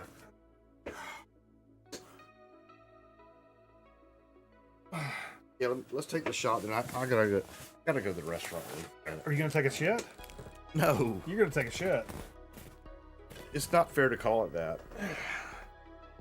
Because it's made of liquids. Sick. Horse. Us. Avocados. Is that working now? Oh, it's not on. It's just charging. But the red light means it's charging. Here you go. That's mine. That's mine.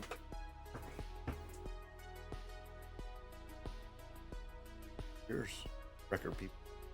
Yeah.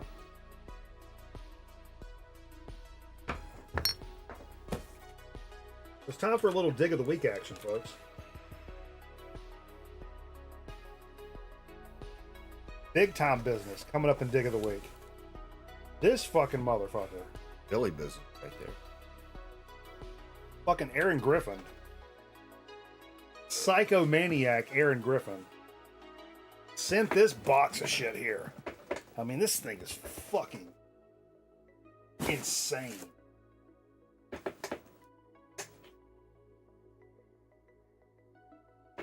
It's actually insane.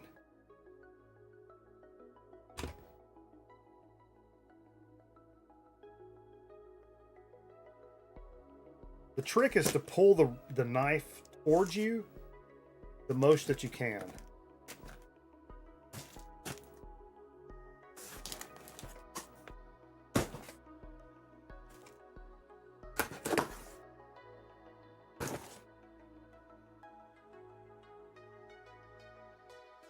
True story. You guys have seen me use this forever. Cameraman's dad made me this knife so long ago. Fucking killer knife that I've let get kind of like rusty. One of the first knives he made. He's a fucking awesome knife maker. But that's one of the first ones he did, and he did it for me. Oh my god.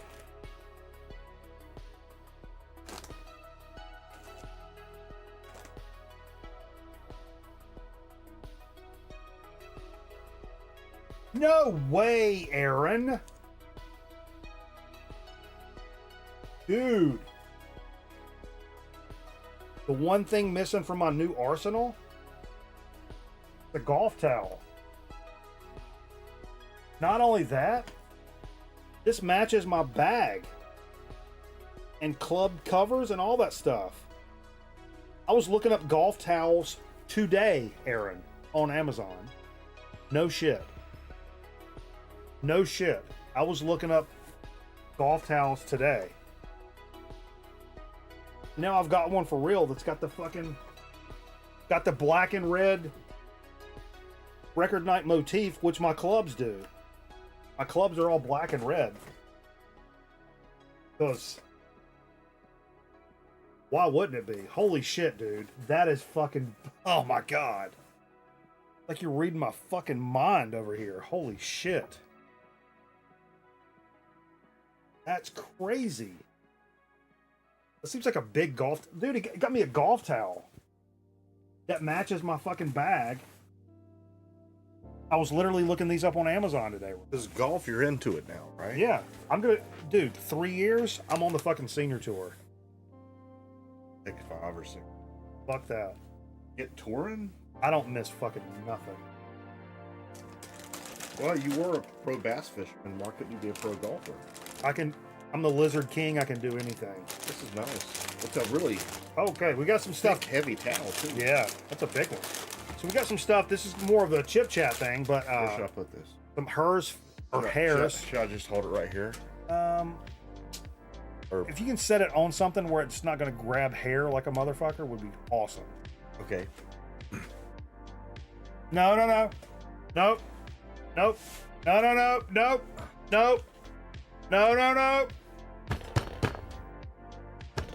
I got it. It's good.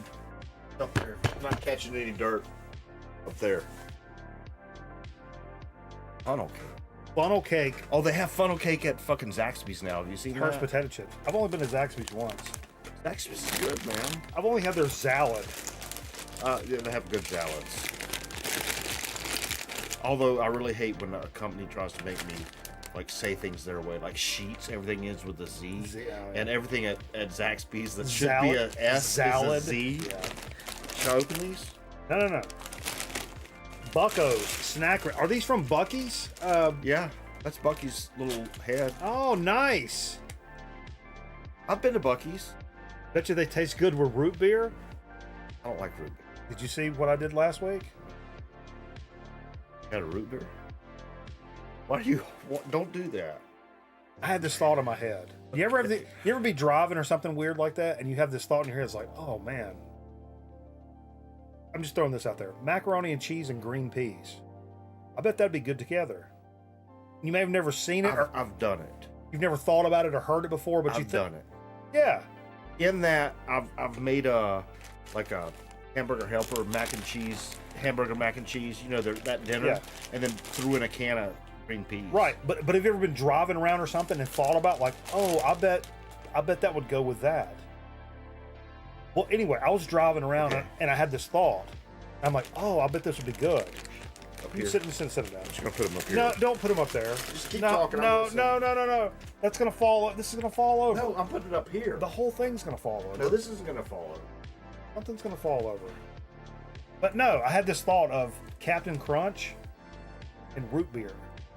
And so last week on the show, see that working. Last week on the show, we did Captain Crunch and root beer. How'd it work? It's fantastic. Put them right I highly recommend it. Put them right here with the already flavored. Something else along that tip. Cotton candy flavored snack balls. What he say? Snack balls are my favorite kind of balls. They're blue balls. That's not my favorite kind of balls. You want me to open these too? I don't even want to taste No, this. don't. Nothing in me wants to taste this. Well, what do we got here? What do we got here? Let me just throw this out there. You've got until the 11th of December this year. Okay. Before these are like past their prime. Sure. Just so I got a ball cap. New ball cap. ACOC auto auction. Oh, nice. Dude, feel it. Fuzzy. That velour? Feels veloury. I got to open this. I'm going to open this pit up. My head's a little bit on the larger side. Corky just told Tinkerbell to back off. Did he do this? Oh, he just went. Meh. Sometimes he'll go, and then go. I didn't see that part. Not really with claws. He just always like, nah, right. man. Pink, no. Pink. Quit being all worked up. Pink. Quit stepping on the Sammy Hall singers. Oh no, I pulled it. Oh no, fix that. Fix that. Can't fix things, but I want to put it on my ball head. Oh look! Here's a picture of Elvis, who we watched do karate earlier tonight. Wait, which Elvis? Huh? There's more than one Elvis. There's lots of Elvis. It's the regular Elvis. Oh yeah, did you fix it? Too big? Okay. Big is better than small. That's way too big. Here, give it one more time. I'll That's fix it. No, it's too big. Okay. It's gonna hug your ears too tight. Unless it's way too tight. Yo. Almost. Is that really autographed? This best fishes, Steve Martin. Sounds like something he'd. Is this really autographed? What is this on the back? Set list?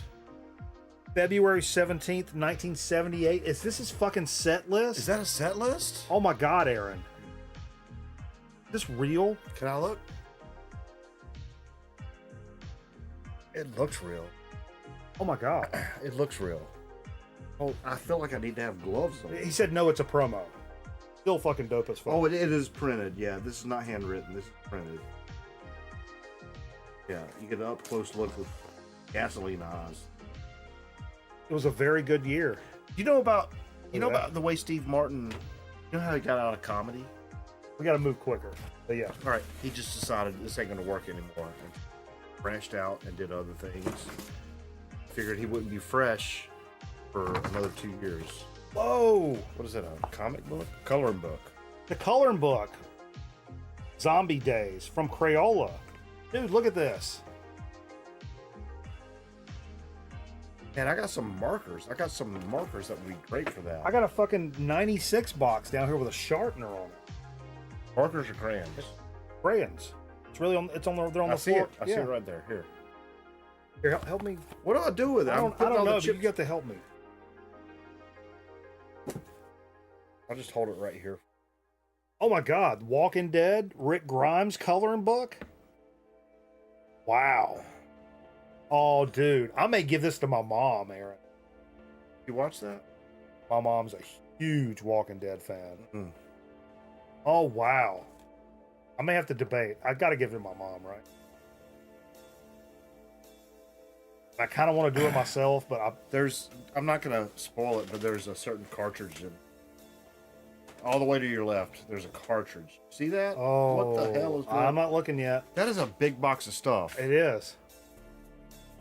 Ninja Turtles 3. I don't own this one. That is fucking incredible. Hell yes. Oh. I once wrote a 12... I used to watch this every day. Remember when I used to watch this every day? Yeah, I lived with you at that point. College, I think it was. And then that's when I was still in meteorology school. Yeah, you were still at state. Correct. Before they kicked you out. And then when I went to film school, I had to write a paper.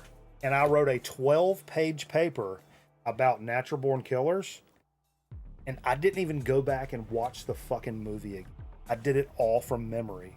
In this scene, they used a candid angle with a red light, which, you know, it meant like chaos and disorder and things are going wrong. It wasn't necessarily a Dutch angle, but it was a Dutch reminiscent. Angle. No, it was a Dutch angle. Oh, was it? Dutch tilt.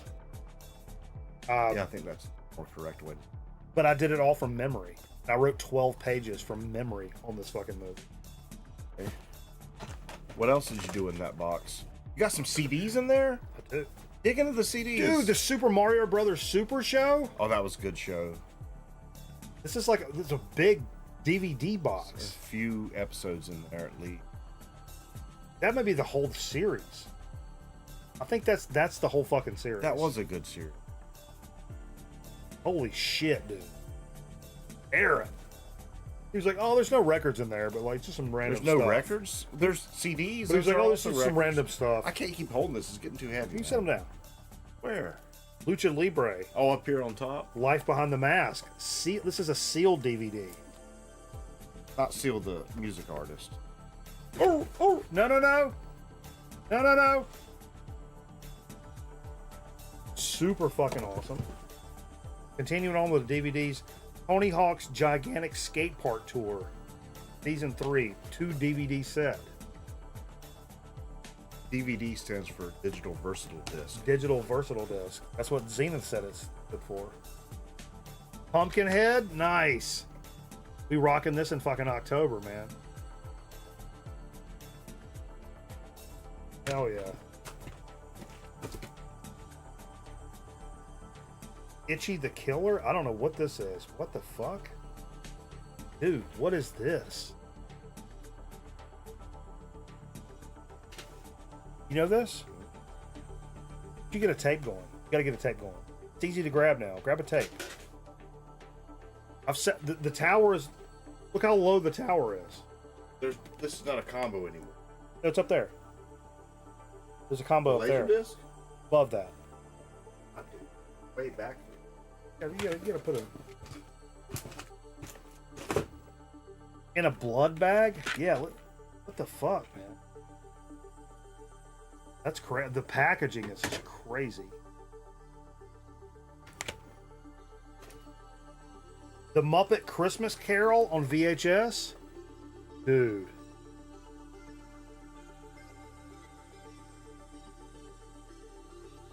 A piece of your weed stuck to this hair. Can't say that on there. Dude. Jingle All the Way on VHS. I've actually never seen this. With Schwarzenegger. There's also some more weed on this, but Aaron smokes a lot of weed. Dude. Golf tees. Here's a Cartridge I was telling you about. I don't have this in my collection, and I love this fucking game. Operation Wolf on the NES? Are you fucking serious? Bro. Great fucking game. Great game. What's going on here? Dude, a Dunder Mifflin office planner? broken. Are you rewinding it? Play. Or maybe at the end. Hit rewind. Oh, man. Yeah, you can't just turn it in without rewinding it. Crazy. Dude. I'm gonna have to blast through this. CDs. Batman soundtrack. Done my digs. Batman soundtrack. Dude, help me take this off of here. Okay. Where do I Just put it? sit them on the floor. Just sit them on the floor. On the floor? I'll deal with it later. Nice. Andy Griffith. Just a closer walk with thee.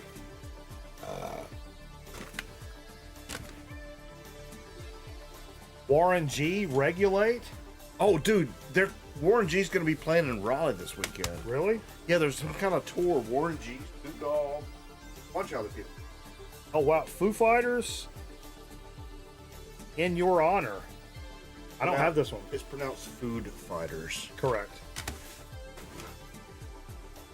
The Demon Knight soundtrack. That's good. That's got a lot of great shit on it. Read the artist off. I can't read that. Ministry, Pantera, Biohazard, Melvins, Machine Head, Megadeth, Sepultura, Rollins Band, Filter, and Gravediggers. Gravediggers. Louis Armstrong and Ella Fitzgerald. It's pronounced Louis Armstrong. Correct. That's it. Notable Pilots. There's a little STP action. I've got that album. I don't have that actually. I bought that new back in the day. Yep. Here's a tape. REO Speedwagon tape. The hits. Fucking right, the hits. Oh shit. STP's Core. Got 2 STPs. I've had this, but I'm sure my copy is Tiny Music. unplayable. This one's unplayable. This one's called Tiny Music. My version. This is the one that's got that Johnny Mathis one at the end, I think. Here's a mount for a phone or something. I think he's just some stuff he's just throwing in there. He's like, I don't have this phone anymore. Maybe Mike does. LL Cool J. That motherfucker rocks shit. Dude, Living Colors Vivid? Are you My serious? God, dude, how many Is this albums Time's Up? are in there? Yeah, Yes. Time's Up. Yes. I had this growing up. Time's Up! Mother's Milk? Wait, this is the original. Squirrel Nut Zippers. Steve and his wife are really big fans of these They were a guys. Chapel Hill band. Yeah, correct. My sister used to go see them when she was in college. George Thorogood? Oh, I'm a fan of his. Muddy Waters. Anthology. Fucking A. Warrior's Soul. I don't know what this is. Who is this? You read the name?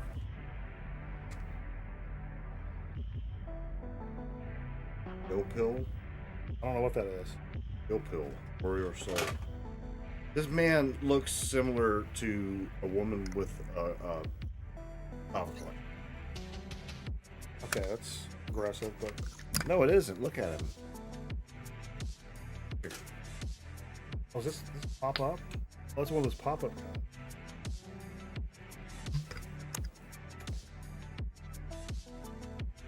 No. Ruined it. Ah! Aha! I'm Aha! glad that happened. Aha! Tony? Oh, spelled 3 different ways? Correct. Yes. God, dude, it's- My God, some of these CDs are probably worth a bit of cash. Elton John tape. Do you guys, question for everybody watching, do you guys realize what's happening? Like, it happened with vinyl. Dude. It's happening with CDs. It's happening with tapes. Dude, do you realize what your CDs are worth these days? Oh, yeah. I've got all these CDs that are like, I found a few that were like sun faded from driving in my car for, however many years. And I'm like, oh, does that just diminish the value or? Dude, look, it's a Bridgestone ball, but look what's on it. NC State. An NC State ball. Let me show it off. I bought this for myself. You know what? You know what? The Bridgestone It's ball. pristine though. That's never been hit. That's a pristine ball. We went to NC State. Well, we did. Neither one of us graduated from there. But both of us graduated from college. That's for damn sure. Correct. Oh shit. Are you still on the Dig of the Week graphic? Or are we on this one? What's the live camera? Reticulating NL87. Andre Dawson. We were talking about Andre Dawson earlier. Dude, tonight we were talking about Andre Dawson. Oh yeah. Little divot fixer? I need one of those. Thank you, dude. You poke it in and then you move it around. And some cards.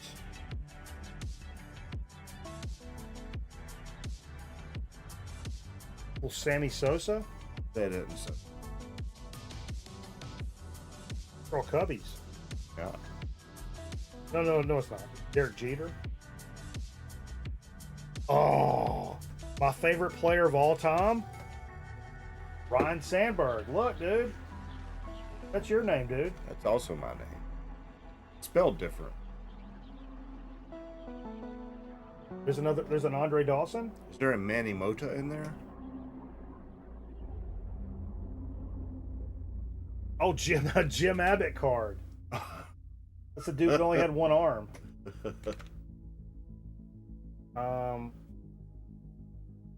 My readers would be another Jim Abbott.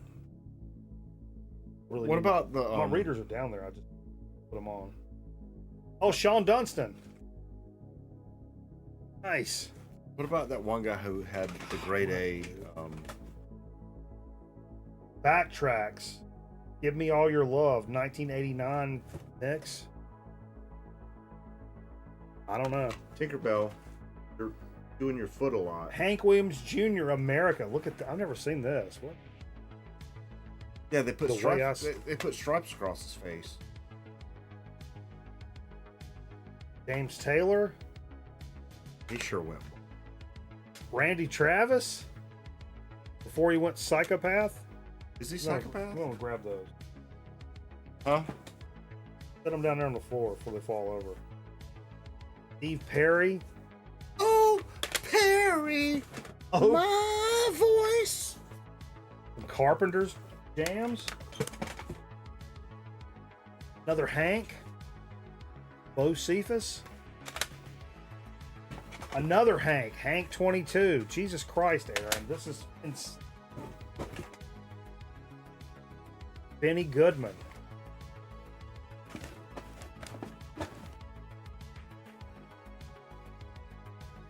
Oh, another Hank. Wild Streak. That's a good one. That's a fucking good one. Hey. A bag of teas. Dude, I need them so bad. I was looking those up too. A bag of Callaway teas. Aaron, you're the fucking boss.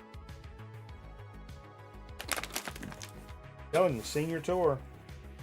All right, here we go. Some VHS flavor. Batman, the animated series. That shit's fucking incredible. Right there. It'll fall over. No, you have to start stacking. It's a weird no, stack. dude. I'll step over that. The Doors, a tribute to Jim Morrison. This is sealed. There you go. That's sealed. Knackers. Picture Perfect. I don't know this. I remember the name, but I don't know about it. Who's that? Also sealed. Who's that starring? Look, I can't read. Oh, that guy. Oh shit! Run Lola Run. That's Harkins. Dave Thomas. That guy. Yeah. Dave From Thomas. from Wendy's. No, not that Dave No, Thomas. from Wendy's. No, the comedian Dave Thomas. Nope. Dave Thomas from Wendy's is a comedian. No, he's not. Run Lola Run, the German film. That's a big film school jam for me. You ever seen that? That's right there. You ever seen that? No, I haven't. What? I've heard of it. Yeah, they should. What's that called? Oh, Christ? The Crush. Christ. Holy shit, dude. That's a big tape. There's a library in a box right there. Independence Day on a big, like, rental clamshell. That's a cut box? No, it's not a cut box. It's Is like that a rental DVD box. or VHS? It's VHS. It's a weird cover. Never seen one like that. Oh, and a nice clean Raiders copy. I don't actually have this. Look how clean that is.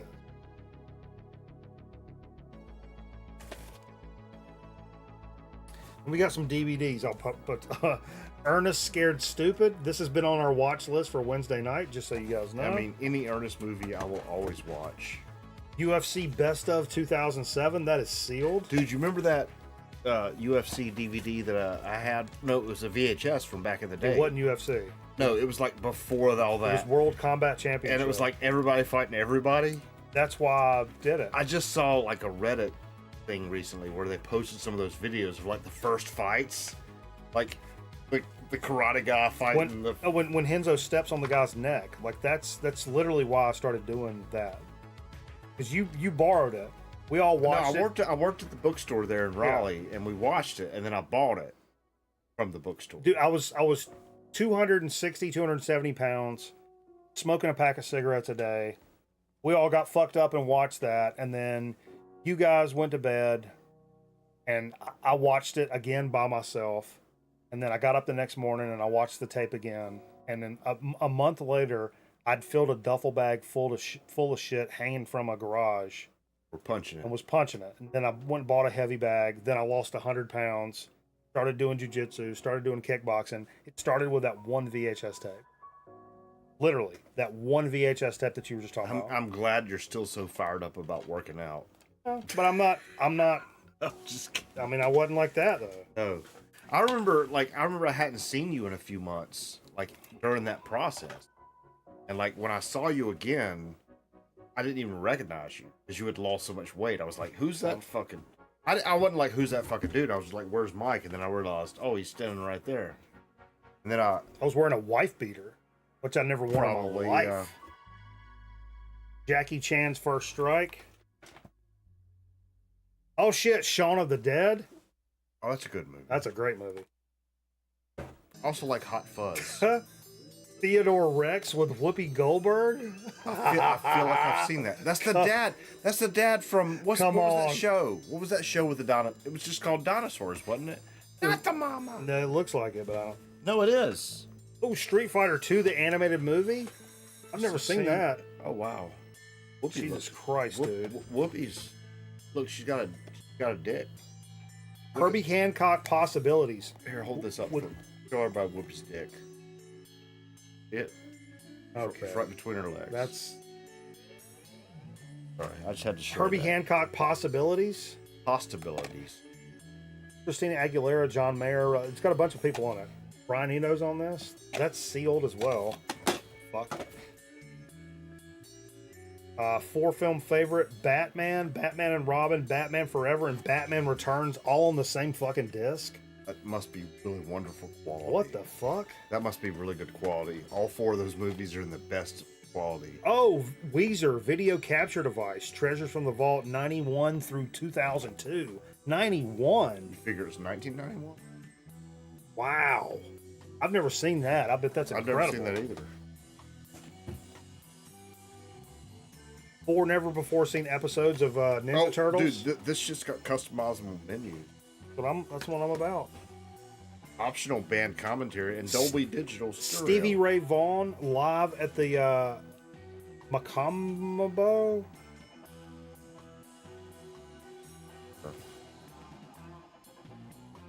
That's awesome. Saving Silverman. Nice. I've never seen that. But it's got people in it. Sesame Street spoofs includes Grover's Smells Like a Monster. Is that sealed? And this is sealed. Dude, I'm a huge Sesame Street guy and collector, and this is, oh my God, dude. Well, we started the show tonight with Kermit. Correct. He was also associated with Sesame Street. Aaron, is that all you sent? God, why are you wasting my time like this? Dude, thank you so much, dude. That is a fucking library. What a box full of a library. Oh full of God. A whole bunch of shit to digest. Jesus Christ, there's 3 piles of stuff. I don't even. You kept handing it to me. I'm like, I can't hold this. And you're like, put it to the floor. So there's 1, 2, 3 piles Jesus. of really neat shit. Do your stuff. What stuff? Dig of the week. Oh no. Huh? No, I'll show a couple of records. Just show them up. Because I got a couple of records to show. So we went to New York and I bought this record. We didn't play this tonight, but I always liked Bill Withers. I think he's Over here. Over here. I think he's a good player. Nope. You see how he is? Nope. Not that camera. We should try this camera. No, it's not working.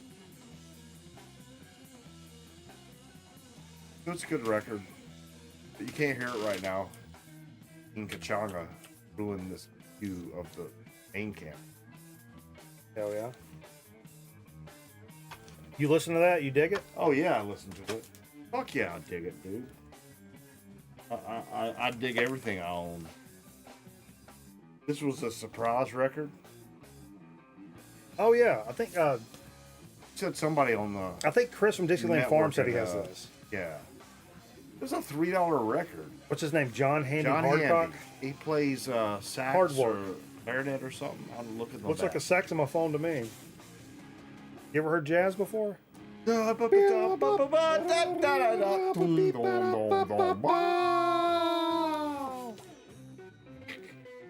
pretty good. See? We nailed it. That's all you got.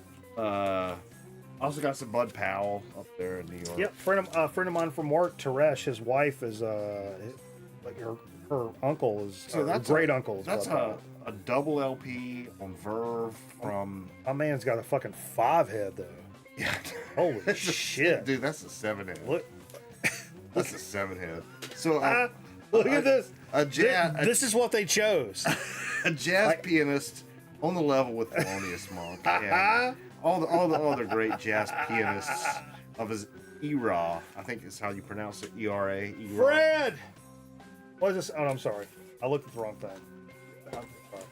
Also picked up some Laurie Anderson. Also, by the way, like part of the thing was, if you go to New York, you want, maybe you want to buy some New York records. So this was recorded in New York. So was this guy. This was recorded in New York. Hell yeah. Laurie Anderson moved to New York. Actually, Married to specifically, Lou she Reed. moved the area. Moved to the area in 1966. And 1960. what's that? Sonic Youth. These people. Oh, that was part of what we played. You fucked it up. It should have been there. I told you I wasn't gonna divide up. Everything's got to be in the bag so I don't forget it. That's a reissue of Confusion Sex. Great stuff. I only have this digitally, I think. To be forever. fair, I bought it used. I bought the reissue Yeah. in New York City. New York. So we also have. We went across the street and got one of those sandwiches. We Like played New York. We played Cannonball en route. En route. However Yeah, we you talked want about that one. to pronounce it. Talked about that. And I brought the wrong Stereolab record. That was the last record we played, actually. I thought I was bringing Mars Zodiac, but I brought Transient. So sorry Both are about great. that. Huh? Great. Oh yeah, but Emperor Tomatoes got more. So here, let me set up the rest of this. I went. Is that a brown paper bag? Correct. So, the home theater receiver in the living room's been giving me a little bit of trouble here lately, and I wouldn't normally care because I don't spend a tremendous amount of time in there unless when like Jay comes over or some shit like that. Because I'm in here streaming most of the time. I'm in the studio most of the time, but when I am in the living room. My TV speakers are so fucking bad, and if you listen to like any music or anything, it's just like I can't fucking stand it. And the receiver that was in there, it would randomly like all of a sudden shoot like Lightning bolts. tuner static at you. Oh yeah, It would switch to tuner and go at like -40 dB, correct, and it was terrible. 600 dB. It was terrible, and it started acting even weirder than that, to where it wouldn't even work at all. So I'm like, you know what? I want to pick up a receiver because I should be able to pick up a receiver for the living room, like a home theater receiver. I don't need anything super special, brand new, nothing. Just something slick and The specialer the better though. just I need something solid. And so I started looking like Facebook Marketplace, and I started looking at like Craigslist, and I'm like, man, I really don't feel like meeting some schmuck in a parking lot. So then I started looking at eBay, and I was like, I found some stuff. I'm like, okay, I found some stuff that I was considering, and I'm like, wait a minute. Jonathan from Underdog Records, good pal of the program, and one of my favorite record stores. I've been there with you. He often keeps stereo equipment, and I was like, I don't think he really fucks with like home theater stuff, but why don't I? He might get one in. But he keeps all of his stuff online. So let me go to the website real quick and check it out. Well, come to find out, he had this fucking this Pioneer home theater system. Pioneer. Yeah. Yamaha? No, it's Pioneer. One you just bought? Yeah. He has a Pioneer like super clean. Like I know he's tested it out. I didn't even take a receipt because he was like, "Oh, if something's messed up, you can come turn it in." I'm like, "See," and this is why I came up here. It's super. And then he said, New York. It's super clean. I can do whatever. While I'm in there, so I bought that receiver for the living room. While I'm in there, I just flip through like the new release, or not new releases, but the freshly used stuff.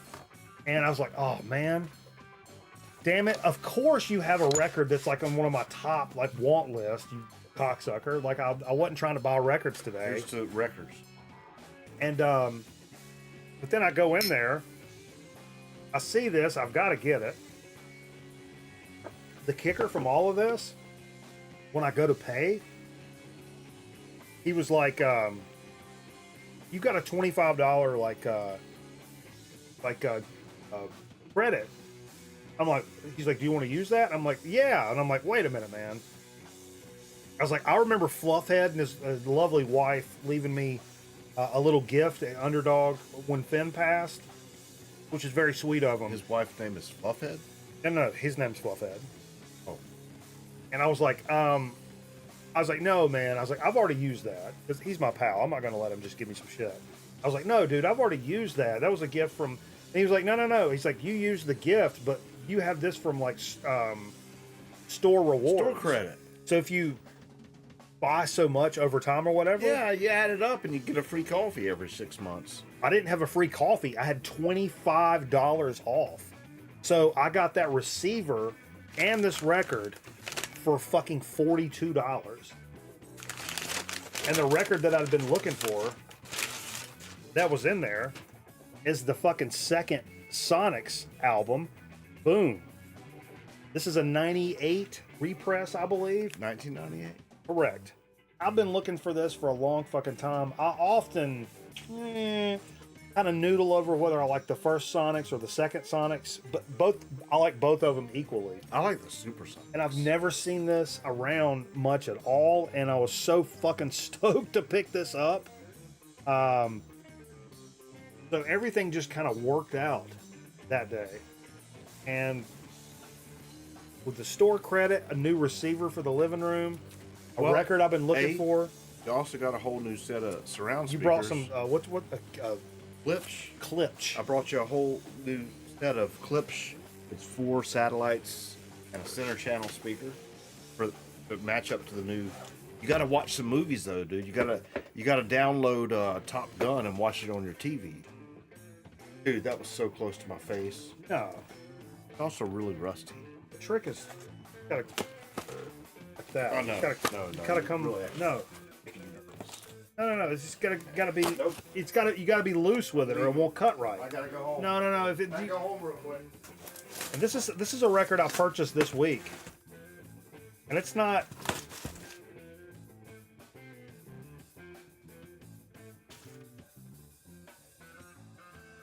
Oh shit! It came with a little note. So I love when people send me records and shit, but nobody sent me this necessarily. But one of the members of the community fucking made this record, and that's even fucking better.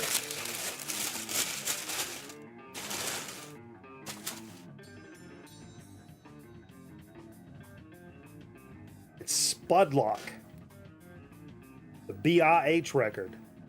This is Bill's Box of Sound, folks. And the pizza pie? You want one? I'll get one in a minute. Dude. Spudlock, a band. Can we listen to that after we finish the program? Yeah, look, Spudlock, a band. Yeah, a band. I want to hear that. Look at Bill right there. Back in the day. So this is stuff that came out in the late 80s and early 90s. 1980s? And recordings, 1990s? Recordings made between 88 and 92 of the weird lo-fi duo of Bill and Todd. Sometimes rocking, sometimes funny, sometimes just disturbing, but always fun. And Bill has been a fucking stalwart supporter of this channel for a long time. And so I was super happy to pick this up. Not only for the fact that, for that reason, but I'm still not going to buy some fucking bullshit.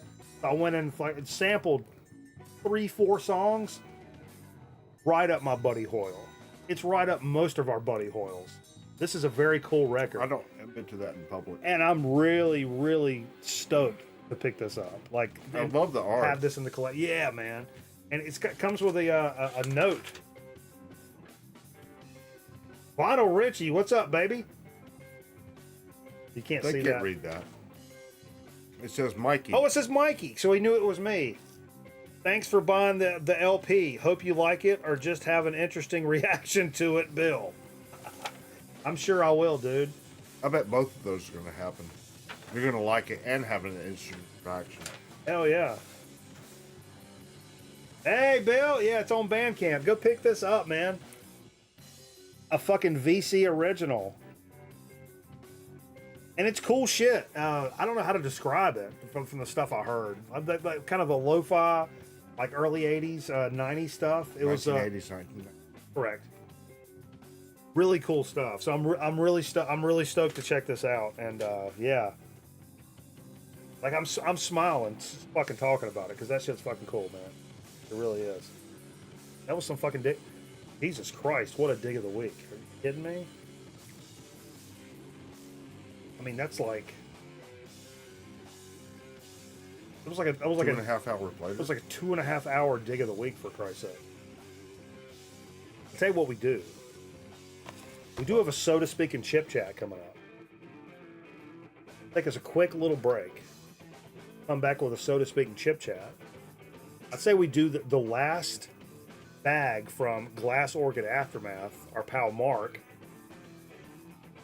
The KBB. Day. Fuck you, son? Right there. That one. Sure.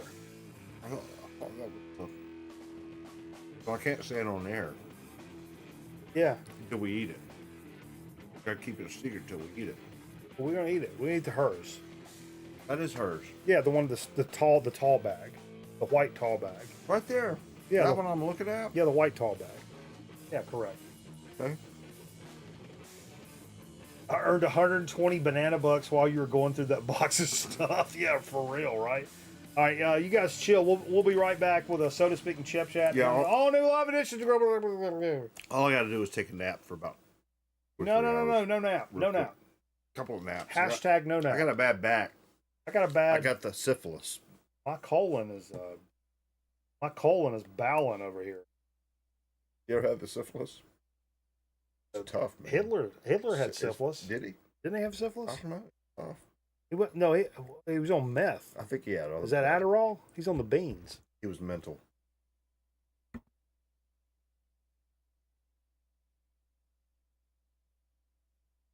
Grown Man Reckon ought to be back in a minute. Stick around.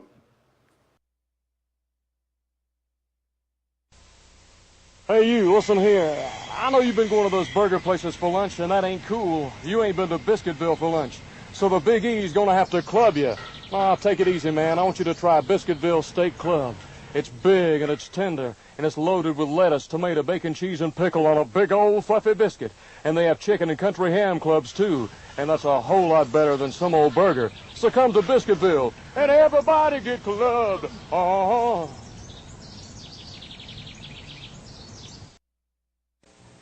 You know, a lot of people will tell you that drugs are cool and that everybody's doing them. But you know what? They're wrong. See, everybody's not doing drugs, and you don't have to try them to be cool. Look, I don't want to tell you how to live your life, but I am telling you that you don't have to do something you don't want to just to keep your friends happy. I mean, if that's the way they feel, then maybe they're not your friends. And maybe they're not as cool as you thought they were. This is how I feel, and if you think that makes me uncool, you're wrong. For information, call 1-800-223-DARE. You know what happens when a house catches on fire? It fills with suffocating smoke. But luckily, every room in your house has a crawlway about knee-high where the air is good. So by crawling, not running, out of a smoke-filled room, you breathe the good air down here and not the bad smoke up there. So remember, if there's a fire, use that crawlway. It's the best way out of a hot situation.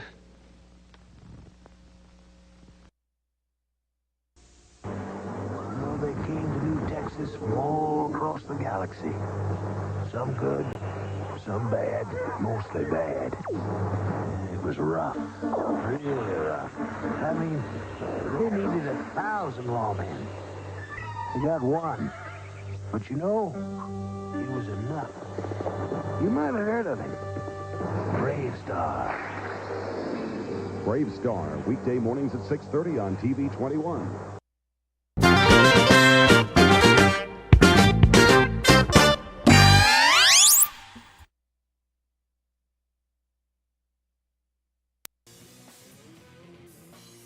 All right, well, cameraman, he stepped outside for a moment. We're gonna get into a little so to speak action. I can't do the so to speak until it comes back. I do have to grab it. Give me just a sec, folks. There's so much stuff that Aaron's sitting in that box. Like, I'm tripping all over myself. Normal. Also, my chair smells really bad. That chair.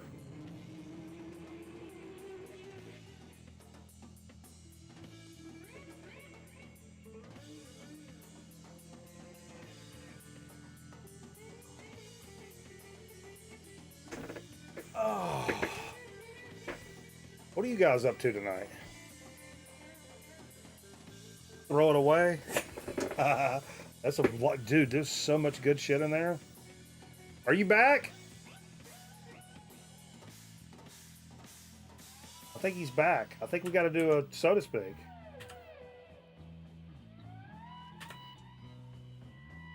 I done got it. Done did. Why is so to speak not there? Fucking Christ, what is wrong with this? And to this day, when I hear it play, I just got to rock and roll. We were born to rock. We were born to roll. I just got to rock and roll. So to speak. Coconut, is that possible? Asking for a friend. So, a couple of weeks ago, I was doing the show by myself. Really? And we reached the, Singularity? yeah, you could say that. Townsend. I did a Fanta pineapple soda. Have you ever had Fanta pineapple? Very fucking good. Really good. Very, very sweet. I'm not really much on a sweet soda. You know about the Nazi toss? What the fuck? No. Fanta orange. I'm not kidding, man. What? Yeah, no, look it up. It was invented in Germany during like the late 30s. Fanta orange. No way. No. No. The Aryans all fired up. What's the problem with it? Like, it was a good drink, but all of a sudden all these Aryans got fired up. So, again, the Fanta pineapple was super fucking good. You're a Nazi. No. Is that okay to say that? No, it's not. No. But I ran across this today. But you should call out Nazis. Fanta is Nazi. I ran across a sun-kissed pineapple. I asked you earlier if it's good. I didn't even realize we were going to try it later. So I thought... I didn't even make the connection. I didn't even think to myself, oh, there's a soda in the fridge. Is that what Soda Speak's about tonight? Oh, I can smell that before we even get... So we're kind of doing a little bit of... good. kind of doing a little bit of a pineapple shootout here because we did the or I did the pineapple Fanta, the Nazi Fanta.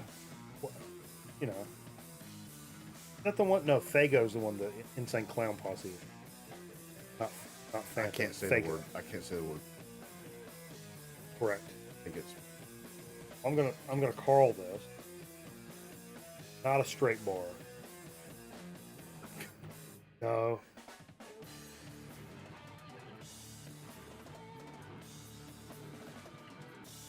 That was a jug. How is it? Don't tell me. Don't tell me. Far from us.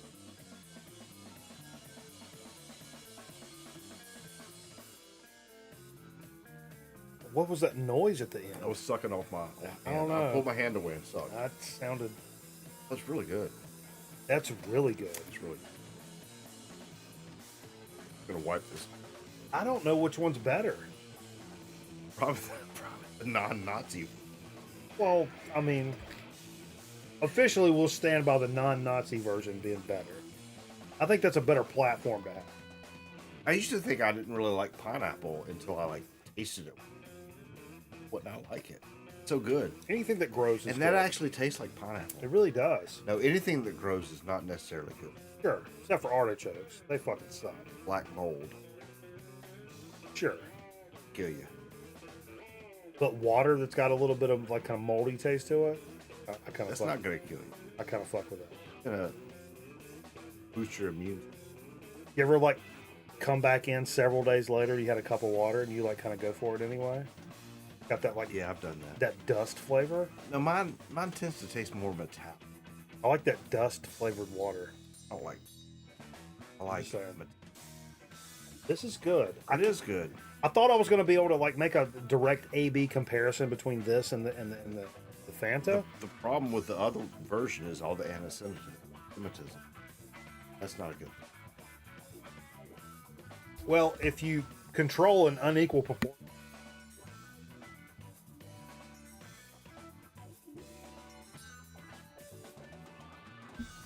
Oh, just keep talking. You were saying some really interesting stuff, but I think you were muting on purpose. No. You were talking about how much better non-Nazi pineapple juice. Yeah. This is not juice. This is pineapple soda. Sorry. Pineapple what?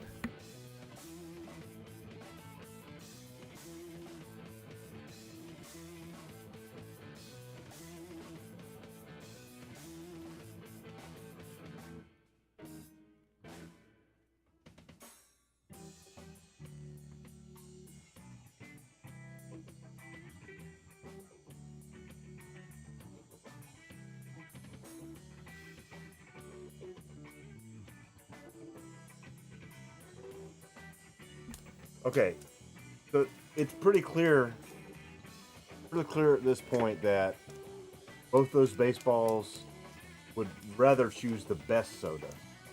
They don't know which one it is.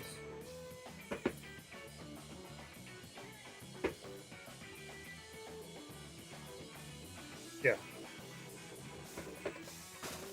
The mic was still live. Yeah. I'll put that. Oh. I muted it and then put it. Were you not looking for the green light? No. We've been talking about the green light, the need for green light. Actually, it should be a red light. It's been live this whole time. They heard us say everything about how good this soda is.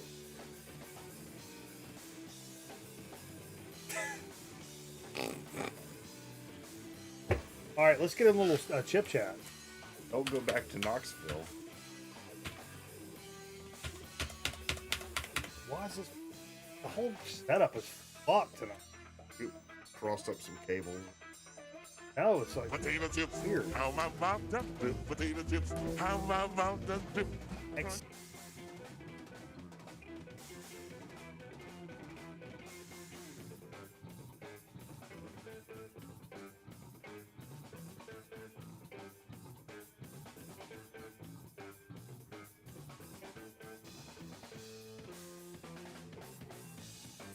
Oh, Sting City. Sorry, I muted that by accident. That was my fault. I'd walked over the button. There was a mute situation. Yeah, there's a mute button where you walk over it. Motion detection. God, it lost sound. I'm sorry. Fine. Fine, everybody. You guys have heard it before. Give me a fucking break. Grab a chip. You can grab a chip. Which one? Grab a chip. Big tall chip coming from Mark. Little Pennsylvania chip. That one right there. Yeah, the big one. White bag. Big chip. ABV. Don't give it away. I didn't give nothing away. They don't know what K means. Gave it away. They don't know what K means. They can figure it out. BBQ probably means Gestalt. barbecue. Gestalt. They're gestalting right now. You're giving them too much time to gestalt. There's too much time in between. I'm soaking up the Schadenfreude. Schadenfreude. I mean, Gestalt is great, but Schadenfreude is okay.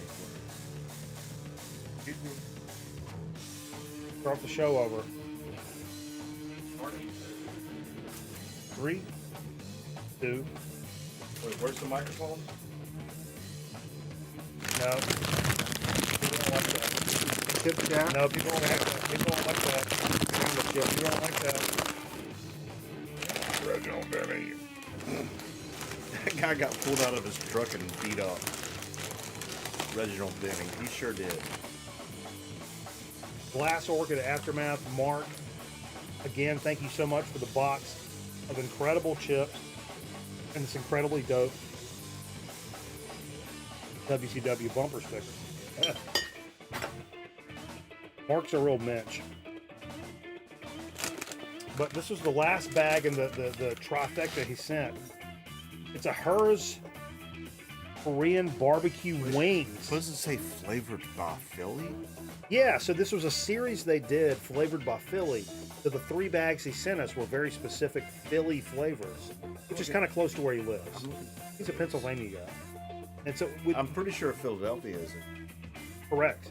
And so we did a roast pork, which was very good. There's like in local markets and stuff, they would do like a roast pork sandwich, which would have like broccoli rabe on it and shit like that. I like broccoli. Hey, Oh, I hate hey, you're older now. You like it now. Oh. That one was very good. Then Have you ever smelled rotten? Yes, I did the Worse- show. It's worse than. It smells. I did worse. the show by myself that day. Sorry, folks. And I I'm did sorry. Not this- tomato pie. Do you remember Yeah, tomato I've heard pie? Tomato pie. That sounds good. That one was good. It had a very, very tomatoey. It was still Italian, but not like pizza or spaghetti Italian. It was interesting. Pizza. A spaghetti. So I'll get. You want to read the hype on the bag? Oh, because you can't, right? Well, I can put my readers on it. Ox barbecue. Right here. Contest finalist. All the way up. Yeah. Okay, Hers. Flavored by Philly, local eats, authentic. Got some badging, and then it says, we partner with 3 local small businesses to transform their award-winning flavors onto our timeless spaghetti. They're only available for a limited time, but try all 3 this summer. Which summer was it? This summer. I gotta check the date. No, this summer. Where's the date? Brand new. Are you sure? Yeah. Okay, Mike's Barbecue. No relation. Follow the smoky, mesmerizing smell that drifts through South Phillies to Mike's Barbecue. The freshest barbecue around. Mike, not you. Constantly fingering recipe. Food of perfection. Word. Every experience is better than Mike's. Okay, hold That's on. my name. Here's my problem. Okay. Mike's Korean barbecue. What does a guy named Mike know about Korean barbecue? Oh, you're assuming. Oh, there's so many problems with the statement. Really? You know any Korean guys named Mike? Sure. Really? How many Korean guys named 8, Mike? 9, 10 tops. Okay. Well, anyway, this Mike, his wings are the perfect combo of mild heat, smoky sweetness. Flavor is captured in our hearty potato chips that give you a chip with coldness in every bite. And there's a QR code. We hold this up. Hold the QR code up for the camera. Anybody will scan it? Yeah, scan it real quick. Hold Scan it the up. code. Everybody get out your scanners. Like scan it up. Get out scan your it up. scanners. Scan it Get your up. scanners. Scan it up. Get your scanners. Look at all those dots and squares. Everybody's ready for that. If you scan it and then taste your phone, you might even be able to capture the essence. Feel like giving them a call? Yeah. Their number? Find a number. You ever had Korean barbecue? I have not. I've not either. But I can't imagine how it would be not wonderful. Yeah. What's up, Koreans really know how to cook shit. That's bad. They're racist. I'm gonna edit that shit out, man. Koreans know how to cook shit? No, that's not racist. That's not racist. Oh, they know how to cook Good, 'cause shit. I like Koreans, and I felt I'm unsure now. Smell it. Smells like a mall. It smells like a mall food court. Feel like there might be some mall Koreans. Oh, it does have a mall thing. Feel like there might be some mall Korean. Get a good one. You're not gonna back it away from my hand. No, are you? get a good one. You're gonna do it for real? No, you get a good one. You're gonna back it. I know No, you are. I'm not gonna. Yeah. Y'all gonna do something with this room? Hold up, I can't. What's that? Had to overcompensate. Oh, the dead cats? Yeah. Oh no. Killing, Oh, I dropped some. Killing niggas. Who else? Huh? What else? What else you got? We got Marcus. These are so strong smelling. What is that spice I'm smelling? But so overtly. I think it's shrimp. Up here we got spider eggs. Don't ruin it. Spider eggs. Serious spider eggs. Good as fuck, man. Cook them up. Yeah, cook them up with Sunny some, side up. Look at that damn big ass spider. Oh, is there one right there? Mild. Oh yeah, that's fucking. Really mild flavor. What is that flavor? Fuck out of here, man. Damn. Yeah. Old Bay? Crazy. We got the old ass 7-Up. Almost a seafood. 7-Up. Crazy. Yeah. Like, you know the Old Bay spice? Oh, I'm very familiar. Old Bay. It's supposed to be Korean barbecue. I don't feel like they nailed that flavor. Background music is all dialogue. What the fuck? What they should have. Oh shit. I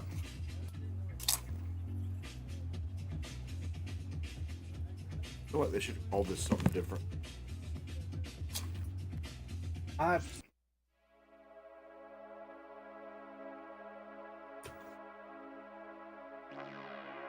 Okay. I like them. They're good. They taste really good. They're good. It's very unique. I don't know what that flavor. There's something very specific. I would never call this barbecue. There's a very specific spice. Shrimp powder spice. Is that what it is? It's like to me, I don't know why I keep saying shrimp, but it's like fried shrimp. Well, there's a very dried ground shrimp sprinkled on something. There's something very unique and very specific that I can't put my finger on. I think that's what the Asians call umami. So look it up, umami.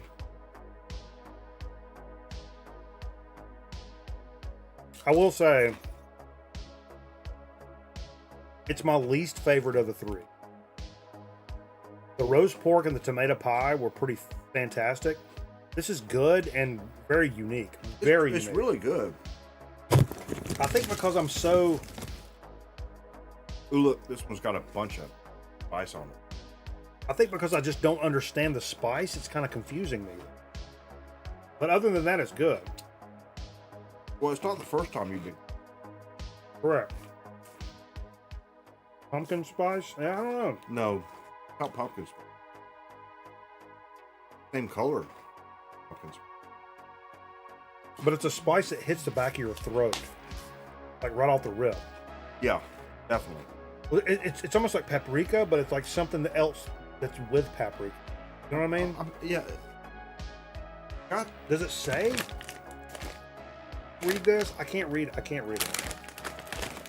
Look on the front, okay? Ingredients: potatoes, vegetable oil, blah blah blah. Garlic powder, sea salt, citrus. Pico. That's just going to tell you how they got to it. I want to see what they're calling the flavor. Oh, the flavor is called Korean barbecue. But they don't say with hints of da da da. Flavored by Philly. Philadelphia probably does the best Korean barbecue around, right? I don't know. Is this Philadelphia's take on Korean barbecue? It must be a thing there, or they would not, this would not be one of the top 3. How many Koreans are in Philadelphia? I don't know. I don't either. Hank's eating the ones I dropped. Yeah, I gave her some. Here, try it again. They're really good. I enjoy them. There's a little spice to them.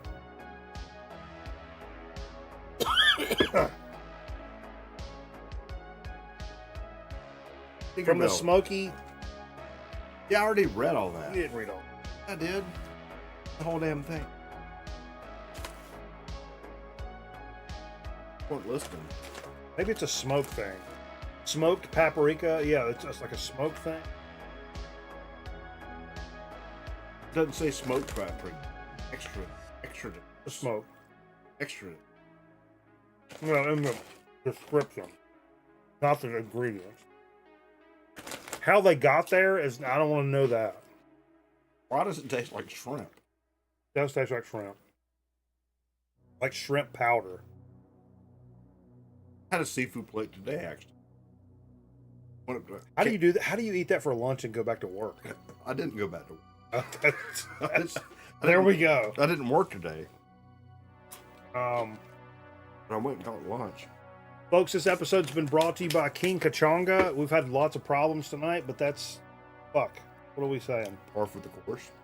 Thank you for all the continued support of the channel, the commitments, the recommitments, the dropping the bits, the gifted subs, all fucking night long. Woo! Baby, it does not go unrecognized. I appreciate it so much.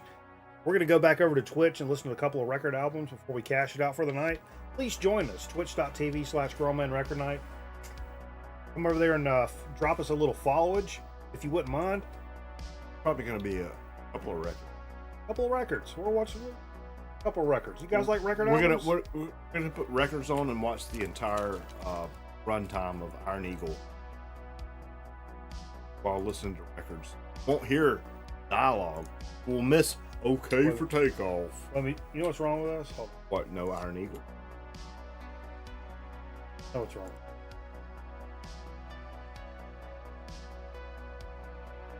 We can make.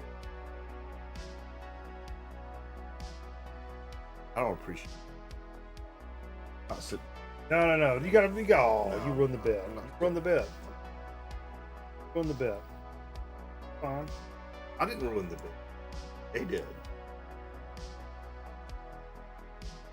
All right, folks. Thanks for joining us for Grown Man Record Night. We'll catch you back over on Twitch, and then we'll see you in a couple of days, if that's the case. So, Find out where your cats are. what? Cats. What he said? Cats. You gotta find out where your cats are. Yeah. Don't. Make sure neighbors like. My neighbors have. They love a